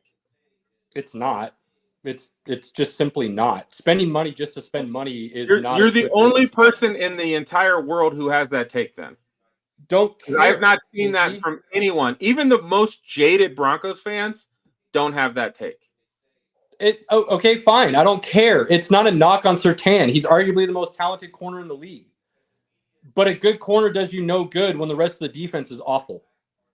A good corner does you no good when you can't put any pressure on the quarterback. A good corner does you no good when your secondary outside of him is trash. But you're not. It does you no good to have that corner on your team long term if that's the only good piece you have on defense. Look, you might have an argument if they were paying anybody else on the defense, but they're not. They're not spending any other money on the defense right now. I don't care if they're spending money on anybody else on the defense. I don't. Why wouldn't you give your best player on defense the money he's earned? Like, that makes no sense. When you're not paying anybody else, you don't have like 4 or 5 contracts coming up. They're like, we really got to decide who we're going to pay here. You know, we were not in a Cowboys situation where we're like, do we pay CD top wide receiver money, Dak top quarterback money, and Micah top defensive money? We're not in that situation. Because I'll keep saying you don't build a quality team on the outside. You build it through the trenches. And until the Broncos decide to truly invest in the trenches, they're not going to be a good team. So drafting a cornerback when you had a bunch of other holes to fill and there was other quality on the board was not a smart move. Regardless, if I think they should have taken Justin Fields, anybody else, there was still quality on the board outside of Justin. And I could agree with that point, Caleb. Absolutely. But when you have one of the top players at his position on your team who happens to be the best player on your defense, you pay him. Why? It's good for the locker room. You pay him. And in fact, the day after you paid him, he's no longer the top corner paid in the league. The next day. Right.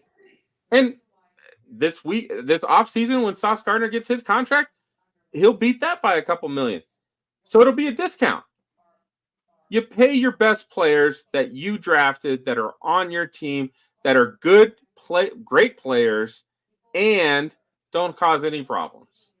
Not if you got a bunch of other holes to fill. That's just the worst take you've ever had. It's couldn't disagree with you more. It's not. You don't build a championship team by paying a cornerback when you have no offensive line, defensive line, linebackers, wide receivers. You don't do it. You just don't. That's not how you build a winning team. The team doesn't even value linebackers at this point because they don't even worry about linebackers. Okay. I'm just don't feel like that's how you build a winning team. All right, Graham, I gotta mention this because a couple other people have mentioned this. It's quieter in the garage than being in the house with kids and dogs. There's nothing wrong with that. Nothing wrong with that.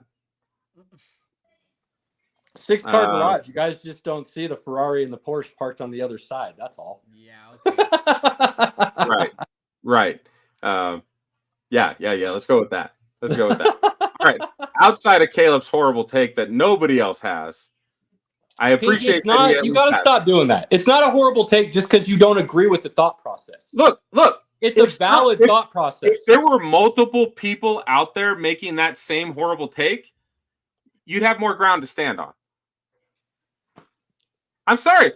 At some point, I would feel like you would stop saying I have horrible takes when I have these takes that you think are trash. No, there are some, again, true. I am still saying you may still have a valid take that at 9 in 2021, you draft a different player over a corner. That is an absolute valid take, and I can agree with that. But once you draft that corner and he ends up being arguably the best player at that position, and he's the best player on your team, you pay him. You pay him. Why? Because you do that if you're a good team. If you're a good team, you do that. We're a shitty team and we want to sell jerseys. I don't care. Like, you got to pay the guy. And it looks good for your locker room. There's you the let real him answer. walk? I want to sell jerseys. Look, That's the answer. You let Surtain walk. How bad is that for the locker room? It depends on what you do when you free up all that cash. He's the best team. He's the best player at his position in the league, and you let him walk? That's at a position that. that's fairly easy to draft replacements. It's not easy to draft replacements.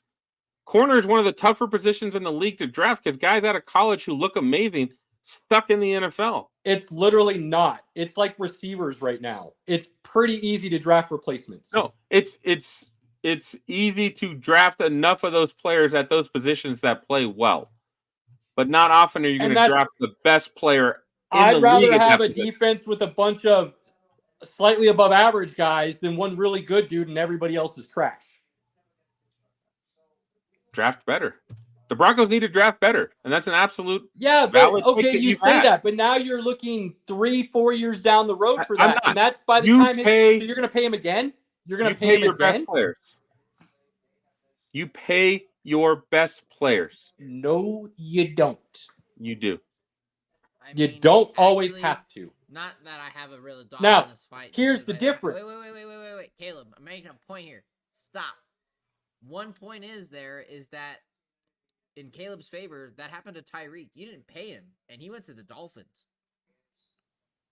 But the Chiefs still made it a worthwhile team without him, and they didn't pay him. Period. I think it was $60 million he was asking, and they didn't pay him. So he went to the Dolphins, and the Dolphins like, fuck yeah, we'll pay him. Absolutely. So best player or not, whether they get paid, at the end of the day, is going to be left to the management side of it. That's a great idea. That's a great point, Robert. The only problem is that they have Patrick Mahomes and he can hide a lot of warts. Sure, absolutely. But at that point in time, you can't tell me that was one of the best wide receivers in the league, and you didn't pay him. Right? He absolutely was. He absolutely was. They made that decision. We'll take those draft picks, which they used to draft more defensive players, which helped them. Which, again, the Patriots did when Tom Brady was there. So I get it. But at the end of the day, though, there has to be something to be said like you said, it helps the locker room because at that point, the Broncos were kind of fucked as far as morale goes. So, pay PS2. Let him get his contract. But then at that same point, though, you're also sacrificing other picks. You're sacrificing other money that could be allocated elsewhere. So, again, I'm getting a PS2 jersey because I love the guy.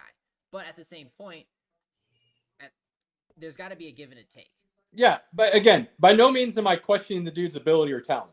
That is not what this conversation is about. And I would have no issues paying him if you were in a window. If the Broncos felt like they were in a window to compete and win, then you absolutely pay your players. But the problem is what the Broncos are looking at right now is a window 2 years at best, more likely 3 to 4 years, at which point Surtain's contract is ending and you're going to have to pay him again. No. So it was a 4-year extension added on to the 2 years we still had. So he's with us for 6. No. Yes. What guy in the NFL plays out his contract and then asks for a new contract, Pinky? He might ask for another contract sooner than that, yes. But technically right now he's under contract for 6 seasons. That's not the reality of the NFL, though. Let's live in the reality of the NFL. No player plays out their contract before asking for new money. None. He will probably ask for and deserve new money before the end of the contract. That's absolutely true. But right now, he's under contract for 6 seasons. Not where I would have allocated the money. That's all I'm trying to say. Which gives you some reasons for flexibility. If I'm building the team, it's not where I would have allocated the money. I would have said, dude, you're amazing. We absolutely love you. You're great. Our team has so many holes. We can't pay you top dollar to stick around. We have to go elsewhere to start building the actual team. That's how I look at it. Now, I will say, and I am very aware of this, I'm slightly hypocritical, contradictory, speaking out of both sides of my mouth because I believe the salary cap is an imaginary number and you can always manipulate it. So I don't feel like the money is the issue. It's more the fact that you're allocating that money to one person when that could be allocated to 2, 3, 4 guys. So does it make you feel better that they gave a lot of his money up front as cash so that it doesn't hurt as much down the road? Because that's the what you money isn't do. really the issue for me. The money isn't necessarily the issue because, again, the salary cap's imaginary to me. You can manipulate that left and right to keep yourself in good standing if you have a window. My thing more is this feels like literally you're paying a guy to stick around to put butts in the seats knowing you're crappy, rather than we understand we're not good and letting this guy walk allows us to then go do all of this. So I'm feeling better about paying $24 million to him, who, again, Jack, he is arguably the best corner in the league. You can name who you think the best corner is. Feel free, but he is arguably the best corner in the league. But if it was a quarterback like Dak that you have to make that decision, do we pay the guy $60 million or not? I feel like there's more of a question to be had. Paying a guy $24 million, who's arguably the best at his position, who helps you a lot on defense, I just don't feel like that's a big decision. You do it. Dak is to me, Dak makes more sense to pay because he is a top 5 quarterback in the league, arguably. And if you lose him, you're no longer a contender. It takes big balls to step away from Dak, but I feel like if your talent on your team is just as good, could you not get similar performances from other quarterbacks you could bring in versus paying that guy $60 million and saving the money and spending it elsewhere? Like, I feel like there's more of a conversation to be had. Jack, we don't have the time to go through what I would do to the Broncos. We've had some well-documented conversations that Pinky has muted me more than once for. The rest of the network is not a fan of mine for how I feel about the Broncos and what they should have done and should be doing and things of that nature. So you ever want that, you come at us a different time and we'll discuss it. I think you've been on the tear it down, build it up, and there's nothing wrong with that at all. And they started to do that. But they're in this weird limbo of not being completely awful to then, like, again with all the draft picks that were gone, they're just in this weird thing.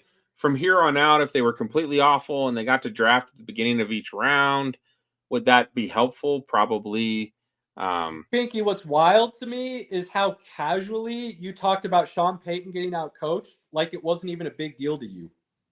It was a big deal to me. That was like, there was a lot of people pointed out. I would point out points. Wide receivers got no separation. We didn't run the ball well. Again, none of that helps a rookie quarterback. The defense was on the field a lot. So can I really say they were bad in the second half when they were on the field so much because of the 3 and outs? I don't know if I could say that. But that game plan was so conservative and vanilla, and it was just, it forced the Seahawks to just come up and tackle, and they did. We got 0 yak yards in an offense that's built around yards after the catch or built around guys being schemed wide open, because Sean Payton's offenses have never really had, like, the whole offense hasn't been amazing. It's been usually 1 or 2 players that's really good, and everybody else is kind of a jag. But they end up wide open. How much of that do you see before you go, oh shit, Sean Payton is done? I mean, he's still getting 2 years for sure. Not what I asked. It's going to be tough, man. He doesn't have his team yet. Like, I don't care how much of that is shown before you change your mind and say he really is done. How much of that do you need to see? It'll be a while. Because again, against Could they do it the whole season and you'd still be okay? That won't happen the whole season. They're not going to play. Not what I asked. It's not going to happen. They're not going to play a team with that kind of defense every week that's going to cause those problems. He's going to get some layups against teams that can't defend easy concepts. If we get to the bye week and your general feeling is Sean Payton is getting out-coached, or Sean Payton needs to switch things up, you're still okay? It's going to depend I on don't how care if things they win or look. not. If your general feeling is such that Sean Payton needs to do something different, you're still okay by the bye week? I think they're winning 6 games, and I'd be happy with that. I'd be completely fine with that. Again, I would hope that we've seen better than what we saw week 1. And So at the end of the day, how it looks. If they get to 6 wins at the end of the year, you're okay. Doesn't matter how it looks. Well, again, they still had a chance to win week 1, even though they were completely outcoached, and they still had a chance to win. So again, that's not completely awful. It's it was crazy not to me how you can just say that and there's no concern in your voice whatsoever. I don't think we're going to win that 6 to 8 games was kind of where I had us. So I know, but like if you think the coach got out coached, but the team still had a chance to win, isn't that an issue? Again, I don't know. Wouldn't that say you have more talent that's being held back than said Did he put together a really conservative vanilla game plan because he was worried about what would happen, and would he put Bo Nix at risk if he was more aggressive? I don't know. We got more of the season's got to play out before I can even answer that question, Caleb. Sorry, bro. Willing to call me an idiot for having an actual thought with valid points behind it, but will refuse to answer that's just a bad take, just a question. We talk what ifs all the time, but when it comes to the Broncos, this guy is always refusing to answer any what if questions. Always. We don't know yet. We've got one game. I'm not overreacting to one game. You what if with everybody else.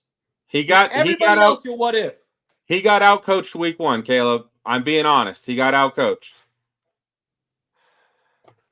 Does he get outcoached next week? We'll see. Okay. Does he get outcoached against Tampa and New York? We'll see. I mean, at this point, I'm hoping he does, just so you'll finally answer the question. If he does, then I'll say yes. I'm not going to overreact. I'm not going to overreact over one game. Eventually, if that happens. Overreaction Monday is a big deal. Rich Eisen's got a whole podcast built on Overreaction Monday, and there's no more week that's overreacted to than week 1. But this isn't even an overreaction. It's just a future what if question that you won't even answer. I don't know. I don't know the answer to give you that answer, Caleb. I saw enough from Sean Payton. If another coach had Russell Wilson play the way he played last year, we don't even win 8 games. In fact, we would have been closer to the top picks to get one of those really stud quarterbacks had we lost all those games. But we didn't. Why didn't we? Because we do have some good coaching. The staff as a whole is pretty good. This game, he got outcoached. I think you would be lying to yourself as a Broncos fan if you didn't say he got outcoached week 1. Does that mean he'll get outcoached every week he coaches? No, I don't know that. I know you're standing on the point that Sean Payton, the game has passed him by. It's not. No. You said that for years. I asked you a simple what if question. You have said that, Caleb. I know I have, but that's not what this is about. Okay. Again, I'm not going to overreact to him getting outcoached one game. This isn't overreacting. It's asking you if this continued, by what week would you finally feel concerned? That's all I'm asking. I'm not saying it's I don't know if I would. I'm not asking you to project it continuing. I'm saying if it continued, when would you finally feel concerned about it? I don't know. I mean, I feel like that's a cop-out answer if you'll do it for everybody else but not your own team. But I don't okay. know. I don't know. Caleb, I'll give you an answer. I'll say week 6, honestly. There you go. Week 6 for Robert. But I don't still know if we have the talent to get to that point. So I don't know. Well, okay, so all right, let's contextualize this real quick. So week 2, right? They're gonna play the Steelers. Then they got the Buccaneers going against Baker Mayfield. Well, that's gonna be a loss. Sorry, I think they're 0-3. Then they're gonna play the Jets. Well, Aaron Rodgers is gonna probably own that game too. So they're gonna be 0-4, right there. Period. And then they go to play the Raiders. Well, the Raiders aren't exactly good, so that'll be a contentious game. But I bet Bo Nix takes us out. So they play that. So that's 4. Then, or 5, excuse me. Then they play the Chargers. Well, the Broncos will beat them, no question there. And then they go. No, they will not. Saints. The Broncos will lose that game too. I don't think you can say that at the moment, Robert. That's still going to be a battle. That's going to be a game. Why? What makes you think that they're going to run right? That they could run it 50 or 60 times, and Justin Herbert could throw it 5, and they'll destroy the Broncos at this point in time, based on what we just saw. I don't know about that. I don't think the Raiders are that good, so I'm not going to overreact to that game. I'm fair. I'm just still confused why you think the Broncos are so much better than the Raiders. Like the rosters are. I think the Raiders are going to be shitty, really bad. Yeah. Again, I've already said the Broncos should win 6 to 8 games in that range. That's not really good. But I'm just, again, based on what we just saw after this weekend, I don't understand what makes you think the Broncos stand a better chance against the Chargers than the Raiders did. At the end of the day, I still think we can be okay. But 6 to 8 is still not great. So again, I don't like you're wanting me to come off this 6 to 8. Like I don't think we're going to be horrible. I just don't think we're going to be great. Like I'm not trying to get you off of anything. I'm just trying to say, based on what we just saw, the Chargers want to run the ball down your throat, and the Broncos literally cannot stop the run. Like zero opportunity to stop the run. The Seahawks had 30 yards rushing at halftime. I think they did okay for a half. So that tells me they can, but something changed in the second half. Vance Joseph didn't make adjustments, or Seahawks offensive coordinator made adjustments. Somebody made adjustments that actually broke it open. All of that rushing was in the second half. So, again, they can, because they showed they could in the first half. Okay. And I still think Kenneth Walker, in my opinion, is a better running back than whatever the Chargers have at this moment. Absolutely not. Absolutely. The Chargers O-line is better than the Seahawks O-line, but Kenneth Walker is a better running back. J.K. Dobbins once again proved when healthy and on the field, he is a top 5 J.K. Dobbins won't even be healthy by that point, so it'll be fine. Well, if he's on the field and playing, he's a top 5 talent, which is a lot better than Kenneth Walker. Kenneth Walker is arguably a top 5 talent when healthy, so. No, Pinky. All right, end us up, Caleb. We're done. Final thought, I need Pinky to go ahead and give me 5 running backs that he would pick over Kenneth Walker. Oh, my gosh. I'm just out, bro. I'm out. Well, I mean, I know it's really easy for him to do. Damn. Like, that just, come on now, Pinky. Come on. Come on, guy. I get injuries, but to dismiss a talent just because somebody's injured is, I mean, that's not a fair take. Oh, Pinky. My guy. It's week 1. I don't know. I don't know what to do with him sometimes. Week 1. Robert, final thoughts, good sir. Well, we're gonna. I mean, not that I want to end it on a somber note, but we're gonna go there because we didn't talk about it earlier. Darth Vader, James Earl Jones, Mufasa, all of the above. Rest in peace, man. That was rough. Yeah, that's a tough loss. It's funny because when you said Darth Vader, based on my childhood, I know James Earl Jones as the baseball player from The Sandlot. So he never actually relates to me as Darth Vader. Yeah. Even though I know he was the voice, that's not the first character that comes to mind for him. So You and I definitely did not share the same reactions. I mean, no. I mean, again, heroes get remembered. We felt the loss the same. Like, Still a big hey, loss, but we definitely had two very different thought processes when it came to. I mean, I have my loyalties, Right. So like, you know, obviously it runs different, but no, again, like, you know, heroes get remembered, legends never die, and he's a legend for sure for all time. Just with all the different things he did. I mean, shoot, one of the best roles he ever had was, I think personally, was when he did Big Bang Theory. That was probably one of. It was a solid one. The best interactions I've ever seen. It was one of the better short run so, cameos for sure. No doubt about that. Yeah, it was just great. So R.I.P. to a legend. I mean, 93 is a solid run. That's a solid life. run. That's So a good deal.